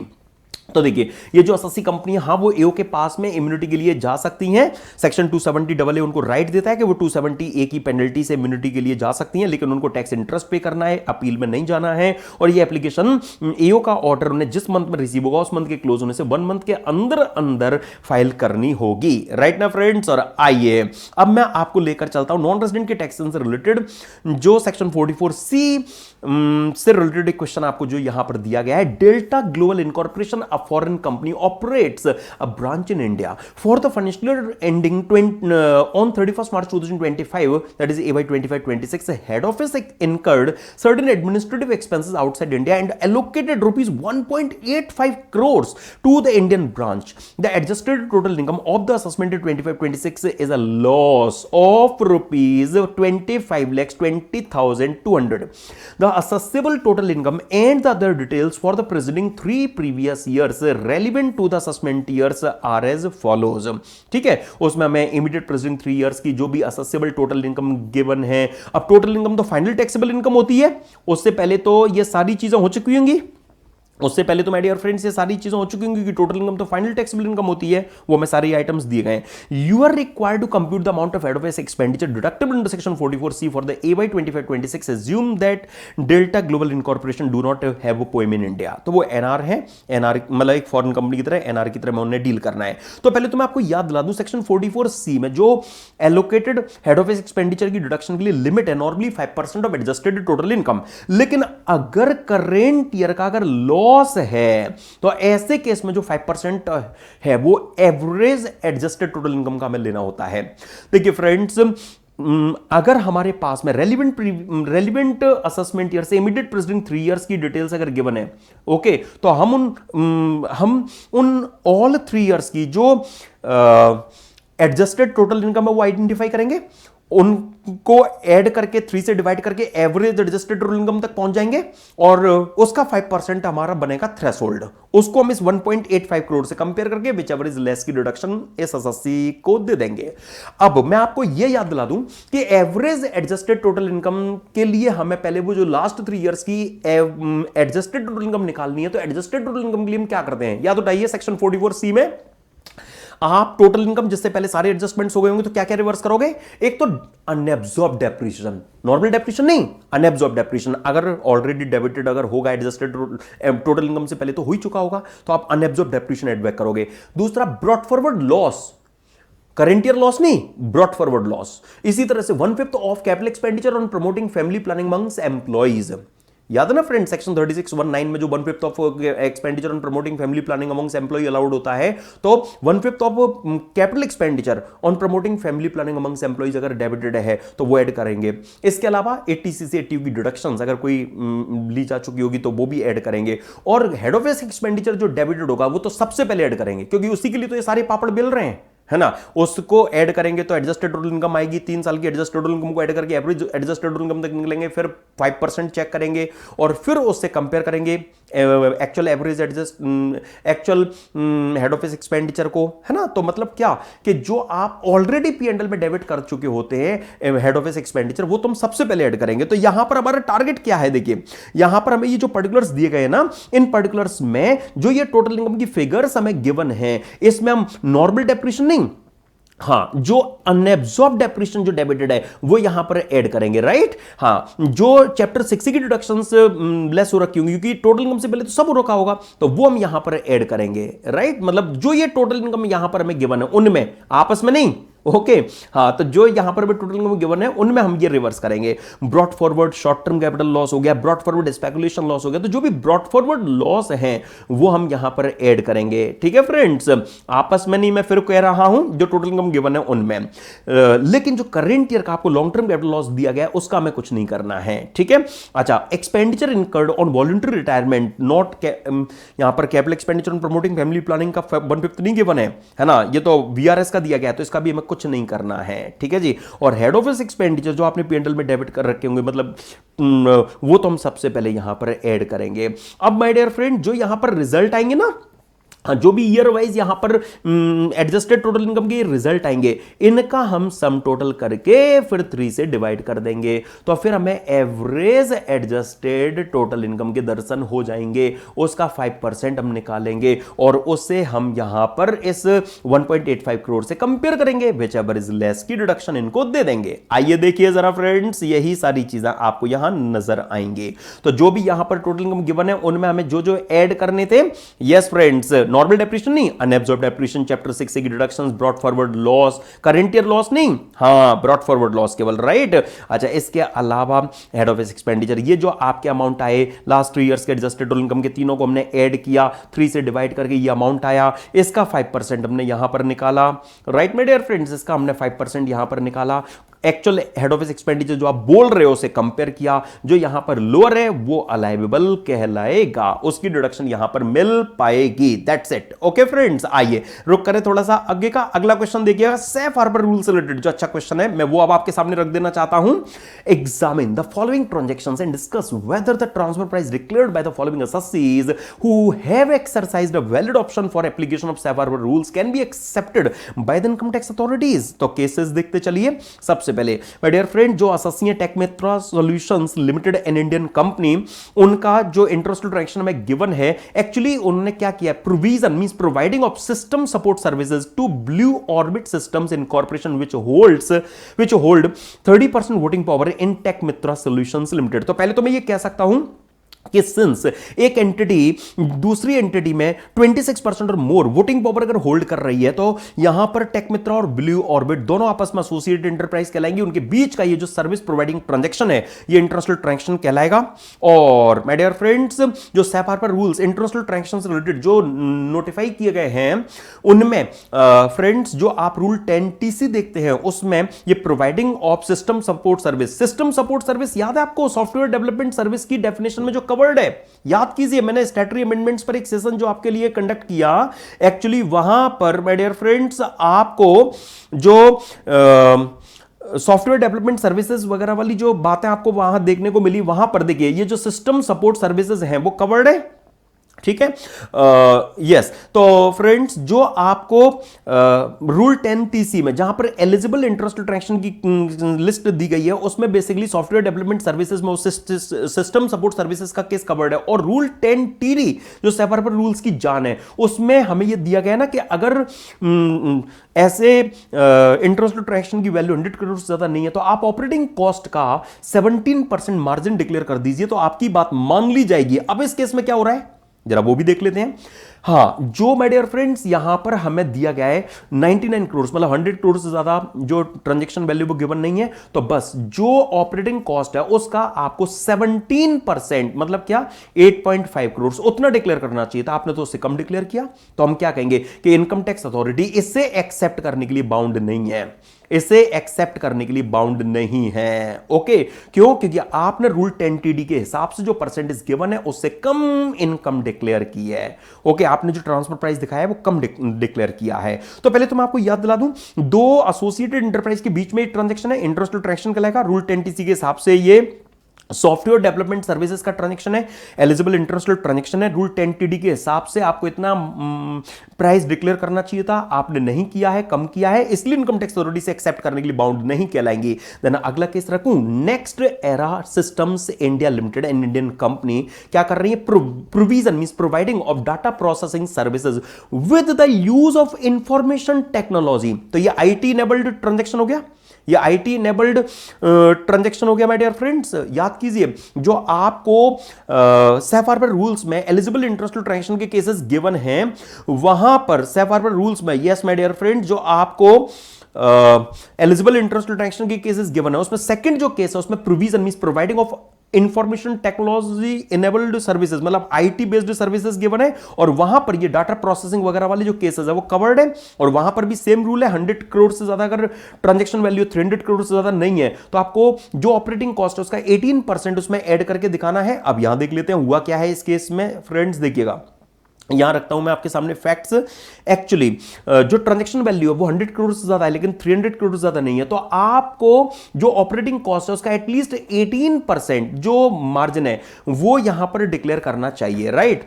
आपको यहां इस केस में 225 का मैं 18 आपके लिए निकालता हूं, 40.5 करोड़ आता है, और आपने उससे ज्यादा डिक्लेयर किया, इसलिए इस केस में इनकम टैक्स अथॉरिटी आपकी बात मानेंगी।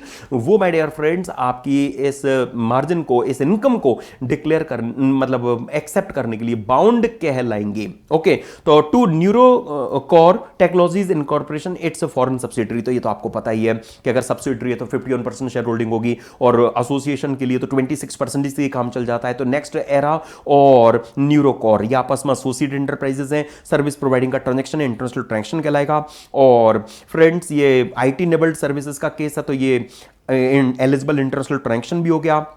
रूल 10TD कहता है कि 18% आपको मार्जिन डिक्लेयर करना है। इस तरह के केस में जहां पर ट्रांजैक्शन वैल्यू 100 करोड़ ज्यादा, 300 करोड़ ज्यादा नहीं है, आपने उतनी इनकम डिक्लेयर कर दी है तो बात बन गई। इस केस में इनकम टैक्स अथॉरिटी आपकी बात मानेंगी। Now Pragati and company partnership firm registered under the partnership act 1932, ये क्या कर रही है? Provision means providing of contract R&D services relating to development of internet technology to Stenosphere innovation incorporation, a foreign firm which holds 12% interest in Pragati and company. तो मैं आपको याद दिला दूं, जो सेक्शन 92A में एसोसिएटेड इंटरप्राइजेस की डेफिनेशन जब आप देखते हैं तो क्राइटेरियाज में जो आपको लास्ट क्राइटेरिया देखने को मिलता है, जो लॉ मेकर्स ने अपनी तरफ से क्राइटेरिया प्रेस्क्राइब किया, उसमें क्या उन्होंने ये दिया है कि अगर एक एंटरप्राइज फर्म एओपी और बीओआई है, उसमें कोई अनदर एंटरप्राइज अगर एटलीस्ट 10% इंटरेस्ट अगर होल्ड करती है तो एसोसिएशन एस्टैब्लिश्ड हुआ कहलाएगा, राइट ना फ्रेंड्स। तो यहां तो 12% हो रहा है, तो हम कह सकते हैं प्रगति एंड स्टेनोस्फीयर ये दोनों आपस में एसोसिएटेड इंटरप्राइज हो गई, सर्विस प्रोवाइडिंग ट्रांजैक्शन है, इंटरेस्टेड ट्रांजैक्शन कहलाएगा। और आप याद उठाइए, जो contract R&D relating, contract R&D services है relating to development of internet technology, तो माय डियर फ्रेंड चाहे सॉफ्टवेयर डेवलपमेंट से रिलेटेड या जेनरिक ड्रग डेवलपमेंट से रिलेटेड, अगर कॉन्ट्रैक्ट R&D का भी केस अगर होगा तो वह एलिजिबल इंटरनेशनल ट्रांजैक्शन में कवर्ड है, और वहां पर ट्रांजैक्शन वैल्यू 300 करोड़ ज्यादा नहीं होनी चाहिए, हां नहीं है, वहां पर आपको ऑपरेटिंग कॉस्ट का एटलीस्ट 24% जो मार्जिन है वो डिक्लेयर करना पड़ेगा, राइट ना फ्रेंड्स। आपको वहां उस केस में 60 करोड़ रुपीस का जो मार्जिन है वो डिक्लेयर करना चाहिए था, आपने 50 करोड़ डिक्लेयर किया है, इसलिए इनकम टैक्स अथॉरिटी इसे एक्सेप्ट करने के लिए बाउंड नहीं कहलाएंगी। ओके माय डियर फ्रेंड्स, याद कीजिए जो सेफ हार्बर रूल्स आपने देखे हैं उसमें इसी तरह की जो चीजें हैं वो आपको वहां देखने को मिलती हैं कि सॉफ्टवेयर डेवलपमेंट से रिलेटेड या जेनरिक फार्मास्यूटिकल ड्रग्स के डेवलपमेंट से रिलेटेड जो केस है, अब इस केस में तो माय डियर फ्रेंड्स जो सॉफ्टवेयर डेवलपमेंट से रिलेटेड कॉन्ट्रैक्ट आर&डी का केस है, तो बस ट्रांजैक्शन वैल्यू 300 करोड़ से ज्यादा नहीं होनी चाहिए, तो आपको ऐसे केस में एटलीस्ट 24% ऑफ ऑपरेटिंग कॉस्ट जो मार्जिन है वो डिक्लेयर करना होगा, तो आपकी बात मान ली जाएगी। और ऐसा इन्होंने नहीं किया है, कम इन्होंने डिक्लेयर किया है, इस वजह से इनकम टैक्स अथॉरिटी इनकी बात नहीं मानेंगी। ओके, और देखिए जरा एक और लास्टली क्या दिया गया, in all the above cases it may be assumed that Indian entity which provides the services assumes insignificant risk. It may also be assumed that the foreign entities referred to above are NR in India. अब ये बात देखिए जरा, would your answer change if in any of the cases mentioned above the foreign entity is located in notified jurisdictional area? Yes, our answer will get changed. आप याद कीजिए friends, जो rule 10TF आप देखते हैं, रूल 10TF क्या बोलता है कि अगर ट्रांजैक्शन किसी ऐसी एंटिटी के साथ किया गया जो सेक्शन 94A में रेफर्ड नोटिफाइड जुरिडिक्शनल एरिया है, या जो नो टैक्स कंट्री है, लोअर टैक्स कंट्री है, मतलब जहां का टैक्स रेट 15% या इससे भी कम है, तो ऐसे केस में जो सेफ हार्बर का बेनिफिट है वो नहीं मिलेगा, वहां सेफ हार्बर रूल्स नहीं लगेंगे। मैं कुछ भी नया आपके सामने नहीं रख रहा फ्रेंड्स, ये सारे जो पॉइंट्स हमने उस स्टैट्यूटरी अमेंडमेंट्स वाले सेशन में डिस्कस किए थे, वहीं पर आपको रूल 10TF में इस तरह की जो बात है वो आपके साथ में यहां शेयर की गई। तो नोटिफाइड जुरिडिक्शनल एरिया के केस की अगर कोई एंटिटी अगर है, तो उस केस में ये जो सेफ हार्बर रूल्स का बेनिफिट है वो नहीं मिलता। ठीक है ना फ्रेंड्स, और यही आपको सॉल्यूशन में देखने को मिलेगा। और आरडीपी का लास्ट क्वेश्चन ये रहा आपके सामने। Mrs Ritika, aged 30 years, a resident individual, started a business of printing mobile skins and covers in India and abroad. She frequently visits country Z to serve her overseas clients. The following particulars are furnished for the financial year 24-25. अच्छा, हमें require क्या किया जाएगा, जरा मैं पहले वो आपके सामने रख देना चाहता हूं। You are required to compute the total income and net tax liability of Miss Ritika chargeable to tax in India for AY 25-26, और Miss Ritika is paying tax as per default tax regime under section 115 BSE 1A. Okay, चलो ठीक है। तो अब आप हमें जो particulars यहां पर दिए गए उसके हिसाब से देखिए, receipts from selling of fawns, skins and covers in India इतना, इन कंट्री जेड इतना। Okay, expenses incurred in earning the above income in India इतना, और इन कंट्री जेड इतना। तो सीधी सी बात है, जो भी इंडियन रिसीट से रिलेटेड खर्चे वो इंडियन रिसीट से आप माइनस कर दीजिए, जो फॉरेन रिसीट से रिलेटेड खर्चे वो फॉरेन रिसीट से माइनस कीजिए, आपकी net Indian business income, net foreign business income पता लग जाएंगी। पीजीपीपी हेड में आउटर कॉलम में वो फिगर आ जाएंगी, है ना, कोई टेंशन नहीं है। अच्छा, rent received from a commercial property situated in country Z 65,000 rupees per month, 12 month से मल्टीप्लाई करके आपको जो जीएवी है वो पता लग जाएगी। राइट ना फ्रेंड्स, और फिर जो भी अमाउंट आएगा उसमें से 30% की रिपेयर एंड कलेक्शन चार्जेस की आप डिडक्शन देंगे, जो भी अमाउंट आएगा उसे हाउस प्रॉपर्टी एड में आउटर कॉलम में आप लेकर आ जाएंगे। ये जो कहा गया expenses incurred for earning such rental income in country Z, ये इररेलेवेंट है। क्यों? क्योंकि हम इंडिया में 30% का रिपेयर एंड कलेक्शन चार्जेस का स्टैंडर्ड डिडक्शन देते हैं। राइट, एडिशनल इंफॉर्मेशन क्या दी गई है, in country Z all incomes are taxed at a flat rate of 25% after deduction of all expenses. ठीक है, तो वहां का जो टैक्स रेट है वो 25% आपका। बिजनेस एक्सपेंशन इन इंडिया जो रितिका ने किया इन फाइनेंशियल 24-25 में, Ritika expanded her mobile accessories business by opening a large manufacturing unit in Pune. She hired the following new employees for unit of Pune, 18 employees on 1 May 2024 having a salary of ₹23,300 each. मतलब आप देखिए 25,000 rupees से ज्यादा नहीं है ना friends. तो हम कह सकते हैं ये जो एम्प्लॉई है ये एडिशनल एम्प्लॉय के लिए क्वालिफाई कर जाएंगे। इन 18 एम्प्लॉय के लिए 23,300 के हिसाब से माय डियर फ्रेंड जो अमाउंट यहां पर आएगा कितने मंथ का, हम कह सकते हैं 1 May, तो अप्रैल मंथ हटा दो तो 11 मंथ का। राइट, 11 मंथ का जो भी इन रितिका ने इनको जो सैलरी दिया होगा वो हम कह सकते हैं कि यहां एडिशनल एम्प्लॉय कॉस्ट के लिए 80JJAA में क्वालिफाई कर जाएगा। याद है ना, नए एम्प्लॉय अगर हैं, नए एम्प्लॉय का केस, अगर नए एम्प्लॉइज अगर रिक्रूट अगर किए गए हैं तो एडिशनल एम्प्लॉय कॉस्ट का 30% जो डिडक्शन है वो 80JJAA में मिलती है। सर ये तो 115 BSE के डिफॉल्ट टैक्स रिजीम में, तो भी क्या हुआ, 115 BSE में भी कुछ डिडक्शन तो परमिसेबल है ना, और उनमें 80JJAA है। ओके, तो रितिका को ये जो अमाउंट आएगा उसका 30%। इसी तरह से 22 employees on 1 June 2024 having salary of 24,500 each, तो ये भी 25,000 रुपीज से ज्यादा नहीं है, 24,500 केवल है ना। तो यहां पर भी 22 employees, yes my dear friends, मैं काम करता हूं यहीं पर मेंशन कर देता हूं, तो 22 एम्प्लॉइज को 24,500, ओके, और यहां जून से तो मतलब 10 मंथ्स हो गया, ओके। तो फिर यहां पर जो फिगर आई, okay, then 15 employees on 1 November 24 having a salary of 24,700। अब यहां पर आप देखिए जो पीरियड ऑफ सर्विस है वो 240 डेज और मोर होना चाहिए था, है ना। इन केसेस में 240 डेज और मोर ये एम्प्लॉइज जॉब कर रहे हैं प्रीवियस ईयर में, इस केस में नहीं कर रहे, है ना। पीरियड ऑफ सर्विस 240 डेज और मोर नहीं है ना, इसीलिए इस केस में हम कह सकते हैं नो 80JJAA, राइट, क्योंकि याद है ना वहां पर एडिशनल एम्प्लॉइज के लिए जो पीरियड ऑफ सर्विस है वो उनका 240 डेज और मोर होना चाहिए, कुछ केसेस में 150 डेज भी है ना, याद है फ्रेंड्स, वो फुटवेयर प्रोडक्ट्स वगैरह के केस में। यहां इस केस में ये वाले जो एम्प्लॉइज इन पर 80JJAA नहीं मिलेगा, तो जो यहां पर ये फिगर आएगी उसका जो 30% है वो रितिका 80JJAA में डिडक्शन ले पाएंगी। ये देखिए, all employees participate in RPF and payment to all employees are made by NEFT, such expenses are already included in expenditure given above in relation to business in India. तो अच्छी बात है, इसका हमें अलग से डिडक्शन देने की जरूरत नहीं होगी, okay. India doesn't have any DDAA with country Z. तो माय डियर फ्रेंड्स, इस केस में आपने रितिका के लिए जो भी उनकी foreign business income, Indian business income निकाली, फॉरेन रेंटल इनकम का जो टैक्सेबल अमाउंट था वो चेक कर लिया, ठीक है ना फ्रेंड्स। इसके बाद में 80JJAA की डिडक्शन दे दी, उनकी जो इंडियन इनकम टैक्स एक्ट के हिसाब से नॉर्मल प्रोविजंस के हिसाब से टोटल इनकम आ जाएगी, 115 BSE के हिसाब से हम उनका टैक्स निकाल देंगे, राइट ना फ्रेंड्स। हाँ, और इंडिया का उनका एवरेज रेट ऑफ टैक्स वगैरह भी चेक कर लेंगे। देखिए जरा यहां पर कुछ भी अलग नहीं है, जो भी उनका फॉरेन प्रॉपर्टी से जो उनको रेंट मिला 30% कलेक्शन चार्जेस का डिडक्शन दिया, ये इनकी माय डियर फ्रेंड्स हम कह सकते हैं रेंटल हाउस प्रॉपर्टी एड में फाइनल टैक्सेबल इनकम आई, इनकी जो इंडियन बिजनेस इनकम हो गई, फॉरेन बिजनेस इनकम हो गई, खर्चे लेस कर देने के बाद में, तो जो उनकी रेंटल इनकम और बिजनेस इनकम ये जीटीआई आ गई। मैंने 80JJAA, तो जो पहली दो कैटेगरीज में एम्प्लॉई आ रहे थे उनको जो उन्होंने वेजेस दिया उसका 30% जो डिडक्शन है वो यहां पर हम उनको दे पा रहे हैं, चाहे भले वो 115 BSE में, कोई फर्क नहीं पड़ता, 80JJAA जिंदाबाद मिलेगा वो, ठीक है। और लास्ट वाले जो एम्प्लॉइज हैं उनका 240 डेज और मोर पीरियड ऑफ सर्विस नहीं होने की वजह से उन पर 80JJAA नहीं मिल पा रहा। ये रितिका की टोटल इनकम आ गई फ्रेंड्स 15 लाख रुपीस तक की जो टोटल इनकम होगी, इस 2,07,45,760 में से 15 लाख रुपीस तक की टोटल इनकम पर आप टैक्स निकाल लीजिए, 115 BSE के स्लैब रेट से वो 140 आएगा, और 15 लाख घटाकर जो एक्सेस टोटल इनकम है उस पर हाईएस्ट स्लैब रेट 30% से टैक्स निकालिए, ये टैक्स आ गया। टोटल इनकम यहां 2 करोड़ से भी ज्यादा है, इसलिए 25% सरचार्ज लगेगा। याद है ना फ्रेंड, जो सरचार्ज के स्लैब है 50 लाख तक है तो नो सरचार्ज, 50 लाख ज्यादा है 1 करोड़ ज्यादा नहीं है तो 10%, 1 करोड़ ज्यादा है 2 करोड़ ज्यादा नहीं है तो 15%, 2 करोड़ ज्यादा है तो 25%, तो 25% सरचार्ज यहां पर ये इनका टैक्स एंड सरचार्ज यहां पर हमने निकाल दिया। अब एक अच्छी बात क्या है, पहले तो वो यहां पर आपको देखनी है, इनकी जो टोटल इनकम है वो 2 करोड़ से स्लाइटली हायर है ना, 2 करोड़ से स्लाइटली हायर हो, और सरचार्ज का स्लैब इनका 15 से 25 हो जाएगा।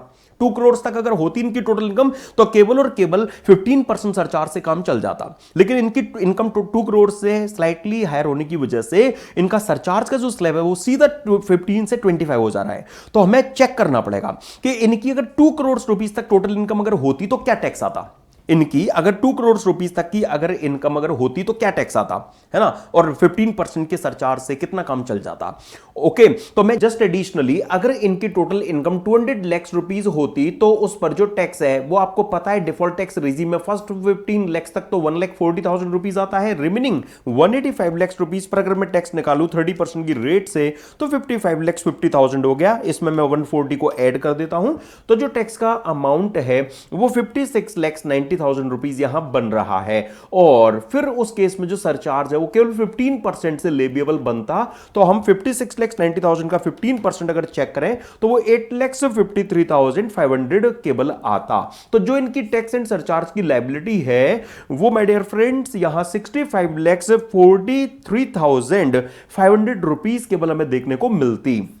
अब इनकी टैक्स लायबिलिटी, अब इनकी टोटल इनकम अगर 7,45,760 से इंक्रीज अगर हुई तो इसमें हमें जो इनका टैक्स है वो 7,45,760 पर जो पेबल बनेगा वो हम यहां पर चेक कर लेते हैं, और इस अमाउंट की वजह से जो उनका सरचार्ज वर्डन बढ़ेगा वो हम यहां पर कंसीडर कर लेंगे। तो 7,45,760 का 30% मैंने आपके लिए निकाला, वो 2,23,728 में डियर फ्रेंड्स यहां पर आ रहा है। और जो एक्सेस सरचार्ज वर्डन यहां पर 80 पर आएगा, एक्चुअली जो उनका अभी करेंट जो सरचार्ज है वो 14,78,432 हमें देखने को मिल रहा है। और अगर 2 करोड़ तक केवल अगर इनकम होती तो यहां पर उनका सरचार्ज आता केवल और केवल 8,53,500। तो अब यहां जो उन पर एक्सेस सरचार्ज की जो लायबिलिटी है वो माय डियर फ्रेंड्स हम चेक कर लेते हैं। यहां 14,78,432 माइनस 8,53,500, तो 6,24,932, राइट। ये इन पर एक्सेस सरचार्ज वर्डन आ गया। तो इस 7,45,760 के होने की वजह से उनकी जो ये एक्सेस सरचार्ज प्लस इस एक्सेस इनकम से एट्रीब्यूटेबल टैक्स लायबिलिटी टोटल उन पर 8,48,660 का जो टैक्स एंड सरचार्ज है वो पेबल बन रहा है। Will it be justifiable? क्या ये रैशनल होगा कि अगर किसी पर्सन की इनकम 7,45,760 से केवल बढ़े तो आप अपने टैक्स एंड सरचार्ज के नाम पर उनसे 8,48,660 की डिमांड करें? नहीं। रैशनल क्या होगा कि आप अपने additional tax and excess surcharge के नाम पर उनसे उनका पूरा जो एडिशनल इनकम है वो छीन लो, but not more than that. अब उससे भी ज्यादा अगर 80 का पेबल आप बनाओगे तो वो एक्सेस अमाउंट मार्जिनल रिलीफ के तौर पर बुक कर दिया जाएगा। मतलब इस केस में 8,48,660 माइनस 7,45,760, ये जो भी एक्सेस आपका नॉर्मली अमाउंट आप चाहते हो कि 80 से मिल जाए, नहीं मिल पाएगा, इसकी 80 मार्जिनल रिलीफ यहां पर ले पाएगा। तो 1,02,900 हम ये कह सकते हैं कि ये 80 के लिए मार्जिनल रिलीफ का जो अमाउंट है वो यहां पर ट्रीट किया जाएगा। आप देखिए यही आपको यहां पर प्रोवाइड की गई है। आप माय डियर फ्रेंड सॉल्यूशन में भी देखेंगे इसी तरह की बातें आपको नजर आएंगी कि आपने पहले तो टोटल जो भी अमाउंट था उस पर एक्चुअल बेसिस पर जो टैक्स एंड सरचार्ज है वो आपने चेक किया, 73,92,160 माय डियर फ्रेंड्स आया था। फिर अगर टोटल इनकम 200 लाख की अगर होती तो टैक्स एंड सरचार्ज का जो अमाउंट है वो कितना बन रहा होता, हमने वो यहां पर चेक कर लिया, राइट। तो जो एक्सेस नॉर्मली आप 80 पर डिमांड करने वाले थे वो इतना करने वाले थे, लेकिन 80 की इनकम केवल 2 करोड़ से अगर इतनी एक्सेस है तो इतनी डिमांड कर पाओगे, बाकी जो भी सम बचेगा उसकी 80 मार्जिनल रिलीफ यहां पर ले पाएगा। और वही यहां पर डियर फ्रेंड्स हम 80 को दे पा रहे हैं। ओके, अब इसके बाद में जो अमाउंट बचा आप उस पर 4% सेस लगाइए क्योंकि वो तो एवरग्रीन है, और इसके बाद में हम 80 की जो टैक्स लायबिलिटी है वो जान पाएंगे। अब हमें आगे जिस चीज की जरूरत पड़ने वाली है कि हमने 80 की जो टोटल इनकम है वो यहां जान ली, जो उस पर 80 का टैक्स बन रहा था वो यहां पर पता लग गया। तो अब इससे हम एवरेज रेट ऑफ टैक्स जो हमें डबल टैक्स एंड रिलीफ में काम आएगी उनका हम इन इंडिया जो एवरेज रेट ऑफ टैक्स है वो यहां पर पता कर पाएंगे ना फ्रेंड्स। यस, क्या 80 के लिए जो उनकी इंडिया में टोटल टैक्स लायबिलिटी है वो ये है, उनकी जो टोटल इनकम है वो ये है, तो उनका जो average rate of tax in India है वो ये है। और क्वेश्चन में आपने भी देखा था कि कंट्री जेड में तो जो एवरेज रेट ऑफ टैक्स है वो ये रहा है। तो माय डियर फ्रेंड्स जो हमारे 80 की टोटल इनकम में जो 2 डबल टैक्स्ड इनकम इंक्लूडेड हैं, एक तो ये रेंटल इनकम, ठीक है, जो हम इंडिया में नेट उनकी टोटल इनकम में इतनी इंक्लूड कर रहे हैं, मतलब टैक्स के लिए लायबल बना रहे हैं, और दूसरा हम जो जो उनकी foreign country that is country Z में जो उन्हें पीजीबीबी वाली जो इनकम हुई है वो हम इतनी इंडिया में उनकी टैक्स के लिए चार्जेबल बना रहे हैं। तो इनका एग्रीगेट हम कह सकेंगे कि ये 80 की डबल टैक्स्ड इनकम यहां रिप्रेजेंट करेगा, राइट ना फ्रेंड्स। यस, ये देखिए जरा, ये यहां पर हम 80 की जो हाउस प्रॉपर्टी वाली इनकम और पीजीबीबी वाली वाली इनकम, ये इंडिया में उनकी टोटल इनकम का पार्ट बन रहा है, तो ये डबल टैक्स इनकम कहलाएगा। अब इंडिया का एवरेज रेट ऑफ टैक्स ज्यादा है, बाहर का कम रहा है, तो जो लोअर है उससे जो डबल टैक्सेशन रिलीफ है एसएससी वो यहां क्लेम कर पाएगा। सिंस इंडिया का कंट्री जेड के साथ में डबल नहीं है, इसीलिए यहां सेक्शन 91 में जो रिलीफ है वो ये एसएससी को प्रोवाइड कर दी जाएगी, राइट। तो यहां इस केस में एसएससी की जो नेट टैक्स लायबिलिटी है वो माय डियर फ्रेंड्स ये 72,81,830 यहां पर निकल कर आएगी।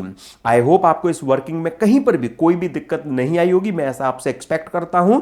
तो ये जो क्वेश्चन है ना है भले ही डबल टैक्सेशन रिलीफ पर बेस्ड, लेकिन इस क्वेश्चन की जो जान है वो है इफेक्ट ऑफ मार्जिनल रिलीफ। अगर हम यहां मार्जिनल रिलीफ को अगर टेक केयर नहीं करते तो ये डबल टैक्सेशन रिलीफ वगैरह की जो वर्किंग है, एवरेज रेट ऑफ टैक्स वगैरह की जो वर्किंग है वो सब गलत हो जाती। तो आप बस ये ध्यान रखें कि जब भी क्वेश्चन को आपको टैक्स कंप्यूटेशन का दिया जाए तो जो भी सरचार्ज के थ्रेशोल्ड है अगर उनके नियर अबाउट अगर फिगर है तो फिर उस केस में आप मार्जिनल रिलीफ के इफेक्ट को भी जरूर कंसीडरेशन में काइंडली लेकर चलिएगा, ठीक है ना फ्रेंड्स।